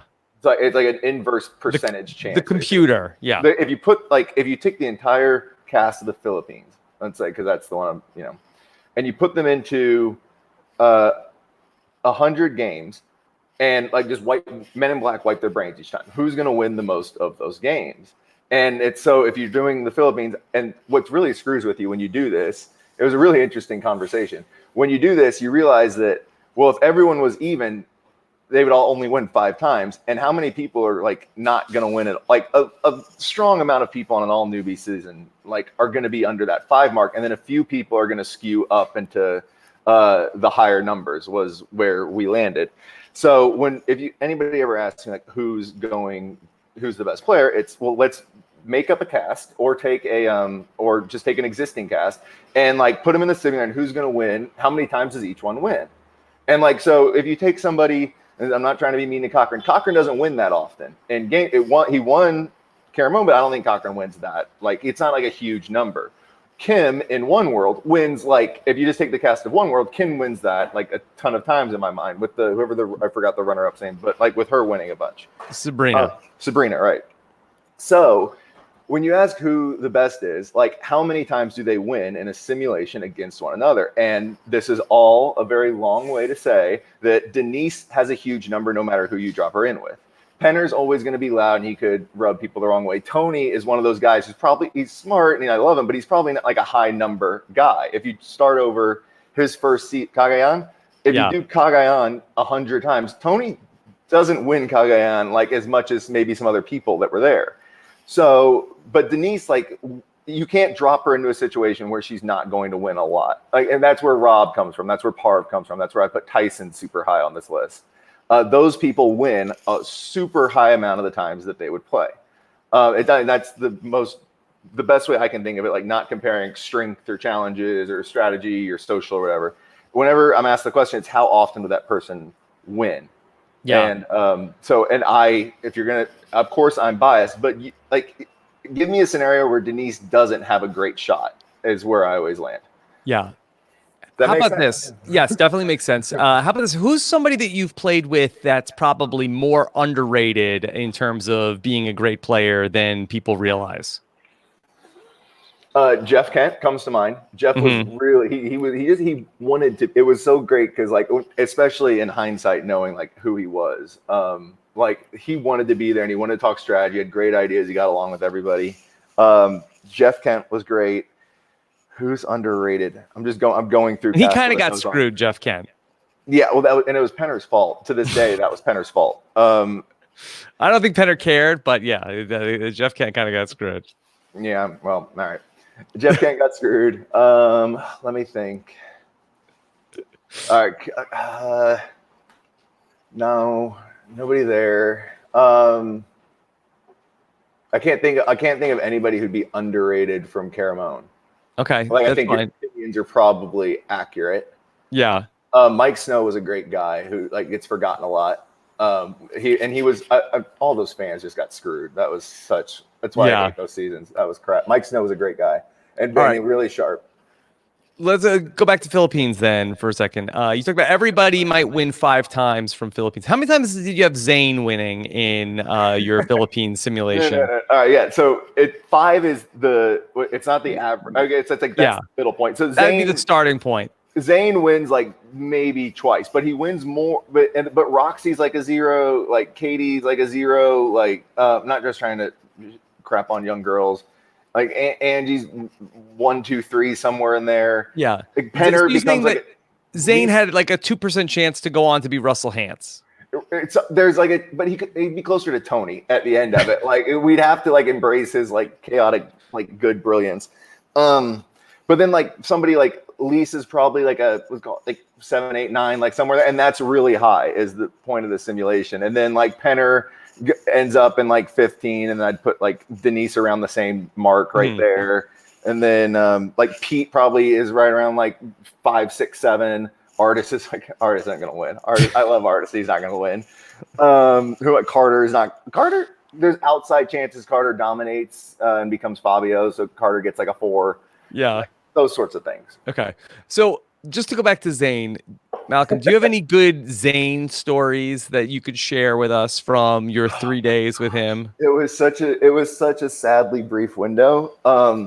But I'll tell you. Okay, I can tell you the story of the. Because that's a great first episode of Survivor Philippines. Yeah, and Zane was just bonkers. But the first vote. So we obviously voted off Zane, but there was this. Zane said that Russell had an idol for this first vote, and it turns out he did see something. It was in the episode, I believe, that Zane saw Russell like digging in something and assumed he had an idol, but.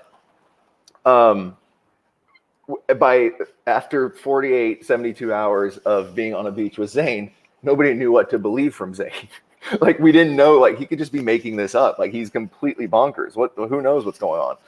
So I imagine your first vote in Amazon, like you have memories of it. Like it's traumatic and it's stressful. You don't really know what's going on. Like it's your first time. You're a super fan. Like you've been wanting to do this, and like even though you think you're probably safe, like it's like you don't really know what's going on. Our first vote was absolute chaos because we thought Russell might have an idol, and everyone was sick of Russell immediately. I mean, Russell Swan remains the only person I've apologized to afterwards for treating them badly on Survivor. He's a really nice guy. He's a good guy, but he'll tell you himself he was he was not in his A form in Philippines. He's a great guy though. But we all wanted him gone. But we couldn't decide what to do. So we had the most cockamamie. Like I've now been a part of a lot of tribal councils. The plan for this one was just like, we have to convince Russell it's him, but Angie needs to think it's her. And Roxy, you need to be with Denise. Like just the most convoluted, absolute mess of a situation. And then I'll never forget Zane coming up to me. He goes, "Yo, I'm not going home, right?" And I'm like, "I thought you wanted to go home." This was some part of some intricate subplot of whatever was going on. And he goes, "Malcolm, I'm about to do a Zane accent, but I don't have West Virginia in my repertoire." He just goes, "Malcolm, look at this tattoo," and he shows he has like it's Frankenstein or something. Would a man with that tattoo lie to you? And he thought this was like a just like no, you're right, man. You're right. Go ahead. Vote him out like 3 hours later. Yeah. I just remember he thought he had Frankenstein is what it was on his like forearm or somewhere, and he thought that was like a brand to prove his loyalty. Yeah. I don't know how your neurons connected those two concepts. So Denise was the person that she saw his tattoos, and she's like, "Okay, I totally can read this person. This tattoo means this. This tattoo means this." So if you see somebody with a Frankenstein tattoo, then you know that person is telling the truth. That's the truth teller tattoo. It's in there's in Nepal. where men don't speak of, up in the mountains. When you're a dedicated truth teller, you get a Frankenstein tattoo. I guess I had no idea. Now we know. Now we know. Thanks, Now Zane. now that if Zane comes back, then people should work with him because then he's telling the truth, or at least we think he was. That's what he's. I mean, he was, but we didn't about Russell looking for or Russell having an idol. I mean, he was wrong, but he thought he was right, which is the very same thing. But yeah, it was just like these odd like mental disconnects all the time. Like that, how does the one translate to the other? Zane. Yeah. Everyone adores Zane. Everyone adores Zane. Malcolm, speaking of the Philippines, Pete Yurkowski sent in a tweet. He wants to know, why won't you call me back? Are you dodging Pete Yurkowski? I put it on Twitter. I don't know if somehow I somehow ended up talking to Pete. I don't remember how this happened. And Pete's kind of like me. Like, he's personable and fun, but he's more of an introvert. So it's, but some point a few months ago, somehow we had an interaction. I don't even remember what it was. It was probably like a Twitter message or something. And we talked about, let's you want to come over? Like, we can catch up. It's been like a couple of years. Yeah. So however, I don't even remember how that interaction happened. So I think I'll text him. So I go to text him on my phone, and he's changed his number. Mm-hmm. But I thought it's Pete, and Pete's got a prankish sense of humor, so I think he's just screwing me. So I go with this for a obnoxiously long time with some poor random girl, and I said something that was kind of off color too. It was just so. But you texted this person, and then you thought it was new phone, who dis, and then you're like, oh yeah, very funny, and then you Pete, continued going on and on and on for just like 2 minutes too long. I just I thought that's exactly what Pete would do. That's his sense of humor, just lie and be a jerk about it. But no, Pete changed his number, and we realized that after the fact. So I'm eternally in shame, but then nobody's allowed to go outside in LA anymore. So we're hunkered down now. So Pete, It's Corona's fault. Yeah. So you got a built-in excuse for why you're not going to go talk cryptocurrency with Pete. Yeah, I started the coronavirus to get out of a social obligation. That's where we're at. Yeah, you're not the first person. You're not the first person to use it. How are the power rankings going, Malk? I never win, and I got my butt kicked. I did it once with Gordon before and I lost. Is it that. fair though that Gordon Holmes has been doing the power rankings for 11 years? He's done it 22 times. That isn't this like the Boston Rob playing 4 times, 5 times with new people? I mean, at least you've done it before. It is that, but here's the insider thing. I have to email him my picks before he publishes it. So he gets to see my stuff. And I don't know that he's not changing his stuff around to give himself an advantage. Multiple times now, I'll put somebody at the bottom and I'll have my bottom 5.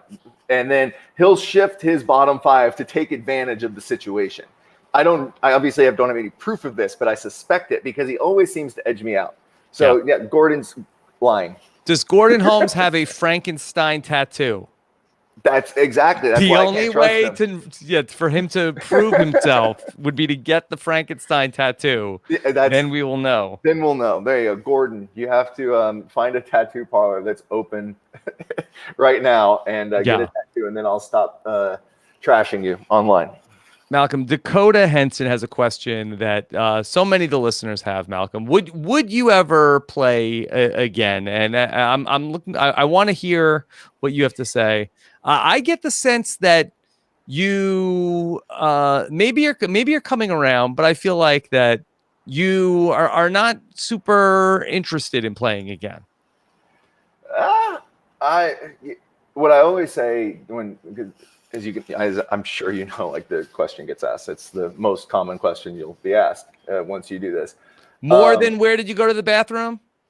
More than where did you go to the bathroom? Or how many times did you see Denise stably pooping? Which was a lot. Because she wouldn't go around the corner. Anyway, not the point. What I always say is it's very hard to say no. If your life permits it, how can you, the worst case scenario, if you detach the ego, if you really don't care about what people think of you, that's where I've sort of gotten to at this point. I'm less concerned with reputation or whatever. if you're past that, then it's really hard to say no, because even if this all goes to crap and you're the first person booted and you're so embarrassed, you get a month-long vacation and you still get like a chunk of change out of it, and you still got to do this incredible experience that, as I'm sure everybody in this chat right now would like love and die to do. So you almost like feel bad like saying no to such an incredible, lucky opportunity. But it always comes down to what's going on in real life. At 25, when I was on Philippines, like I would have dropped everything to go back to Survivor. At 32 is not that old, but it is getting to the point where like if I had something else huge going on, or like I had a personal commitment, or like life was going to get in the way, then there would be hesitation there. So the short answer is yes, I would do it again, but I wouldn't like drop everything. Maybe at this point in my life. Does it give you any hope that your fellow thoroughbred Tony was in that same boat with you, where not the boat that you and Denise were in, but you guys went back on Game Changers, certainly with high hopes, and then ended up for very different circumstances, going out early, and now you see Tony go back and have success. Does that sort of change the equation for you at all? It's a hard question.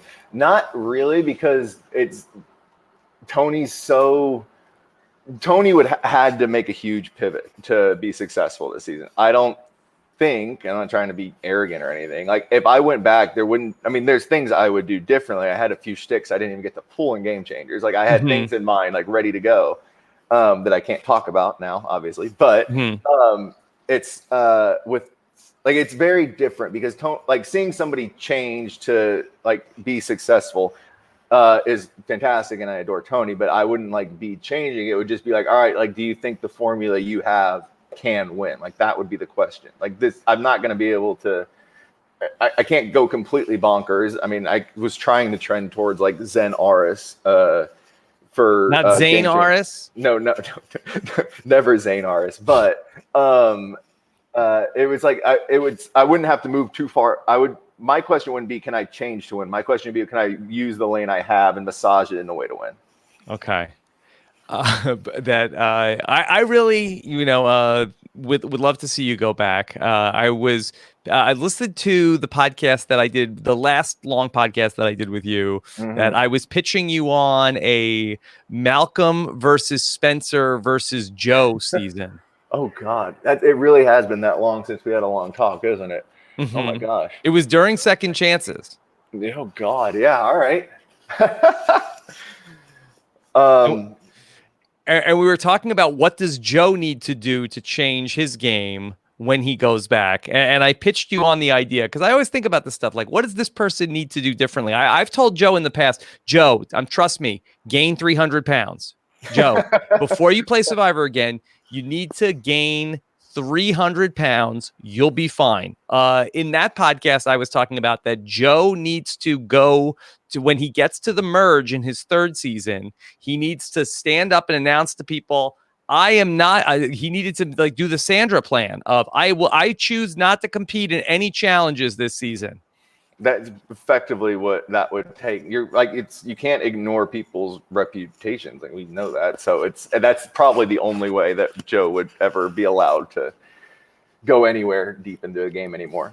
Yeah. So try to think about what could people do differently if they play again. But I'll tell you this. I do. Yes. I had a plan for Game Changers. I'm not going to tell you what that was, because I would intend to use it. I did have something up my sleeve that did not get to be implemented, but we can't talk more about it. Well, let me pitch you on something, Malcolm. It's called shave and a crew cut.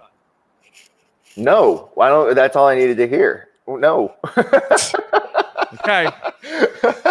You just got to change the narrative. This wasn't there the first two times I went out. Not to start. This is just like a remnant of Survivor life. A crew cut. God, there's pictures of me from college online. My college football pictures will show you what the tragedy of my frat star college life. Yeah. Malcolm, could you tell us, what's the most interesting thing you wrote for JWoww or Snooki?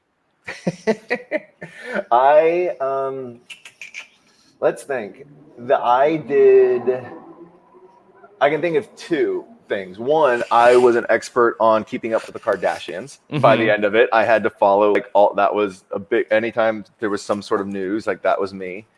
So for a while there, I could tell you all of the plot lines through like all of the. I had to go back and learn the things so I could reference scenes that like I'd get notes back. Like, how could you not remember this? Because I'm writing under a girl's. Like I have to be them, so I couldn't. And I don't think JWoww was more involved. Like that, she realized I was a guy writing all this because there was a middleman. So I had to like learn everything about the Kardashians. So that's something I'll never get past. The funnier one though is that we were asked to do something on sex work, not like nothing illegal, but like people who like cam girls and things like that. Like it came out. There's a lot of writers like me for this thing, and they're like, does anybody know like somebody who does work like this? And I had to say yes, because I found like years ago that like there's this very prominent cam girl who's a huge Survivor fan. And I did a charity signing photos like 10 years, like 5 years ago, I did a charity signing, and I didn't like look at put names to faces when I was doing this. I probably did 100 of them over the course of 2 days. And she'd asked me for this really like, it sounded like a high school girl, like wanted like this really cheesy like inscription, like I love you so much. It's like she donated like $50 to, I think it was Denise's charity or something like that. So I write this really like cheesy, like I love you so much thing on a full-size photo of myself, and I send it off thinking it's like just some like high school girl. And then it turns out like a couple of years back, she did an interview for like some big streaming thing, and she's showing my picture. This is like her most prized possession of like me writing her a love note on like a photo of me from the Philippines. And I know this exists, and like I responded on Twitter or something when I saw the video. So I ended up interviewing and doing a full profile on this girl, and like it just became this thing, and it was actually one of the better things I've ever written. It was like really interesting, like the whole like behind the scenes of the there was a whole economics angle, like cryptocurrency is a big thing, and if you're like work with cam girls, because there's all these issues and things like that. Oh, so is that how Pete learned so much about it? That's what I suspect. Yes. Yeah. But it ended up being really interesting. She got like a graduate's degree in something or other, and she's like leading the charge in crypto, and she just happens to like eat burgers covered in mayonnaise for like a few $100 a couple times a week, and like that's the thing. And she has licked her armpit. Go back to the eating burgers covered in mayonnaise. Is that one of the things? That's what she does. There's people. I mean, I refuse to kink shame. You're into something, it doesn't hurt anybody. Do what you want. But she told the stories on some of the things she's done, and like watching hot girls eat is a big one. Sometimes the messier the better. And is it like a mukbang? No, it's not like it's not like a mukbang. It's more. There's more clothes in a mukbang, or less clothes in a mukbang. But it's like, and then like she just does like kink stuff and like just sends the video off and gets paid. And who knew? Yeah. So yeah, that was actually really, really interesting to work on. And like, hey, you're into it and you're not hurting anybody, knock yourself out. But the economics around it, and like what they have to go through to get paid, and like people like scamming them was really interesting. So yeah, there's a slightly X-rated turn for your podcast. Yeah, there you go. Did she have a container of mayonnaise like Tyson had of peanut butter on the edge of Extinction? And how many fire tokens for all that mayonnaise?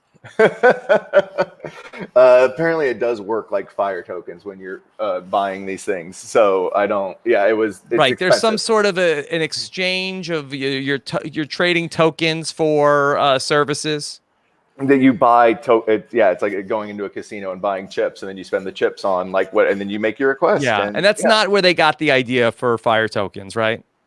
I mean, who knows what Probst does in his spare time? Yeah. All right.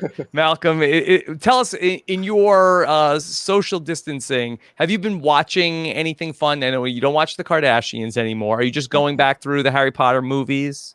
No, Tiger King. Oh, Tiger King. Oh my God. Yeah.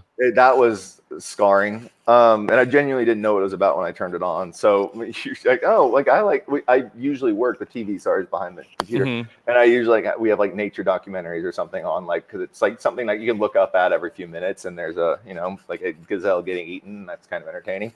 So I'm like, oh, tigers, cool. And then 8 hours I'll never recover from. I won't spoil the premise for anyone else. No, I think we got it. I heard there's another episode coming out. That's what the rumor is. I saw that. Yeah, there's going to be one more episode of it, and I have to watch it. I don't want to watch it. I have to watch it. Oh, and then we watched Lock and Key. Lock and Key was awesome. What's Lock and Key? It's a Netflix show based on a very famous, like, kind of like YA horror story. It's actually, like, you see like all these, like, so many of these shows are like done poorly. It looks great. The acting was great. Like, Lock and Key was really, really cool. So check that one out. There you go. Okay. And Netflix, send me a check in the mail for the sponsorship. Yeah. And then I have to start hosting. I should do so. Wait, I have to make a plug. I'm supposed to start hosting something in a couple days. What are you hosting? I work for a production company, and obviously, like all of our stuff, I had this great project that was about to go live, that we were doing an escape room show with the challenge consultants for Survivor. We had the Richard Sherman thing. We had like all these irons in the fire, and all had to get scrapped. And everyone's trying to find things to do. Like everybody in Hollywood's trying to figure shit out. We're like, and it all has to be done from home. So I'm gonna host a show. When I can't talk about the distribution yet. That is effectively, like, you saw the John Krasinski thing. He's like just telling good stories.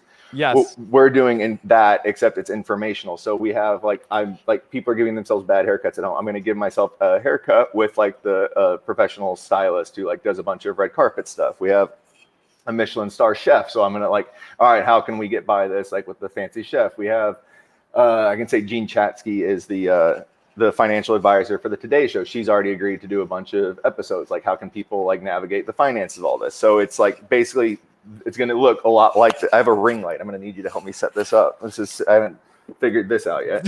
But yeah, I'll talk you through it. I think you just plug it in. I could find a way to screw that up. So it's basically just interviews with a bunch of people who can answer questions about things that everyone's dealing with through the COVID stuff. So yeah, that starts this week. Oh, well, that's great to hear. How could people just check that out? Just follow you on social media, and then you'll give all the info. It's Twitter and Instagram. Yeah, Instagram's Instagram's. I hate Instagram. Instagram's Freberg7, and that's where most of this, I imagine, will live for the beginning. But we have some cool distribution stuff lined up. So yeah, that'll be really really cool. Just follow Instagram to stay in touch, and I'll put updates there. Okay, what's the 7 in Freberg7? Is that your football number? It was like something I thought was cool when like Instagram first came out. Because you're wearing a quarterback, right? No, I was 79, which was a joke because I was so 79 is traditionally given to the biggest offensive lineman, and I was so tiny when I showed up to play college. I was way too skinny. I played defensive, and I was too skinny, and they gave me 79 as a joke, so I'd look stupid in the uniform, and then just kept it. No, 7 was like a reference to something I've forgotten. 7 Harry Potter movies. There's 8 Harry Potter movies. 7 Rob. books. 7 There's books. 8. Oh my God, this is over. They turned the last book into 2 movies. I honestly, I don't. There's nothing significant or special. It was like just a throw. Oh, I need to make a thing, and Instagram's cool. And I was graduating college when Instagram came out, so I don't know. Do you are you a pure book guy, or do you like the movies too for Harry Potter? I like the movies.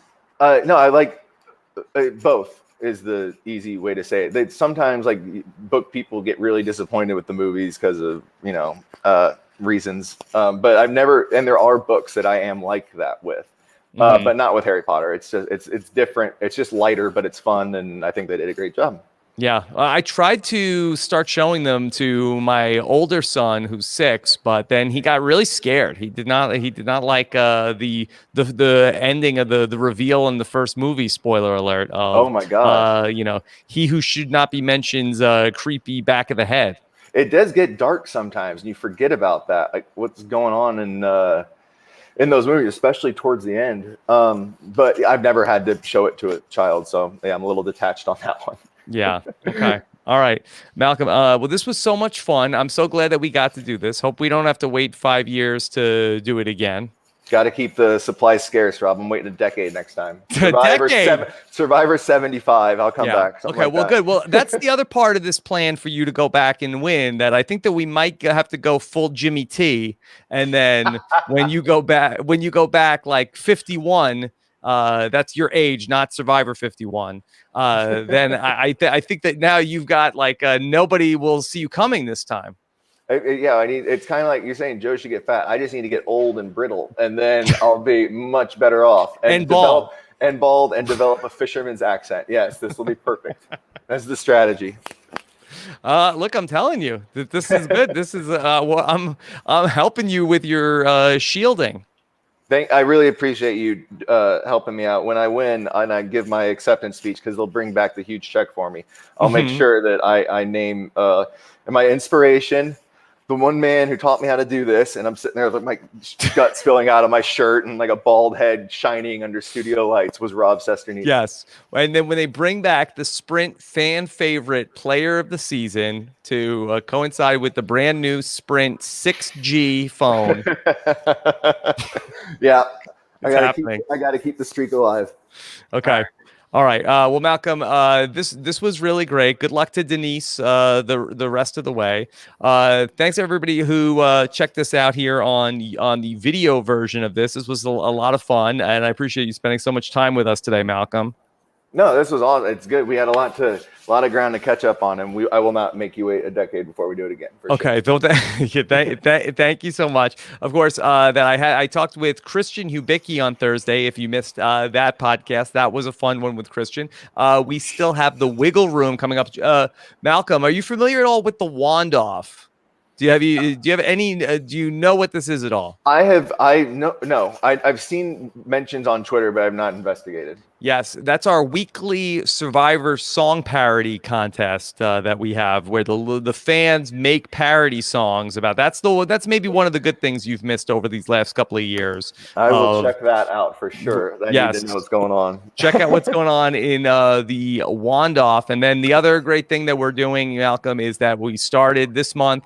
That I feel like I really feel like that everything that we're doing on our Robin's Podcast Patreon is a really good thing for people right now, especially everything that we have going on in our Facebook community. What I didn't want to do was push people in terms of helping to fundraise for Rob as a podcast. So what I'm doing here in the month of April for all of our new patrons who come on board, we're donating 100% of the new money that comes in from new patrons to PPE charities. We're working with a charity called Direct Relief. We're going to give all of that money to their coronavirus program, where they're helping to get PPE to doctors and nurses.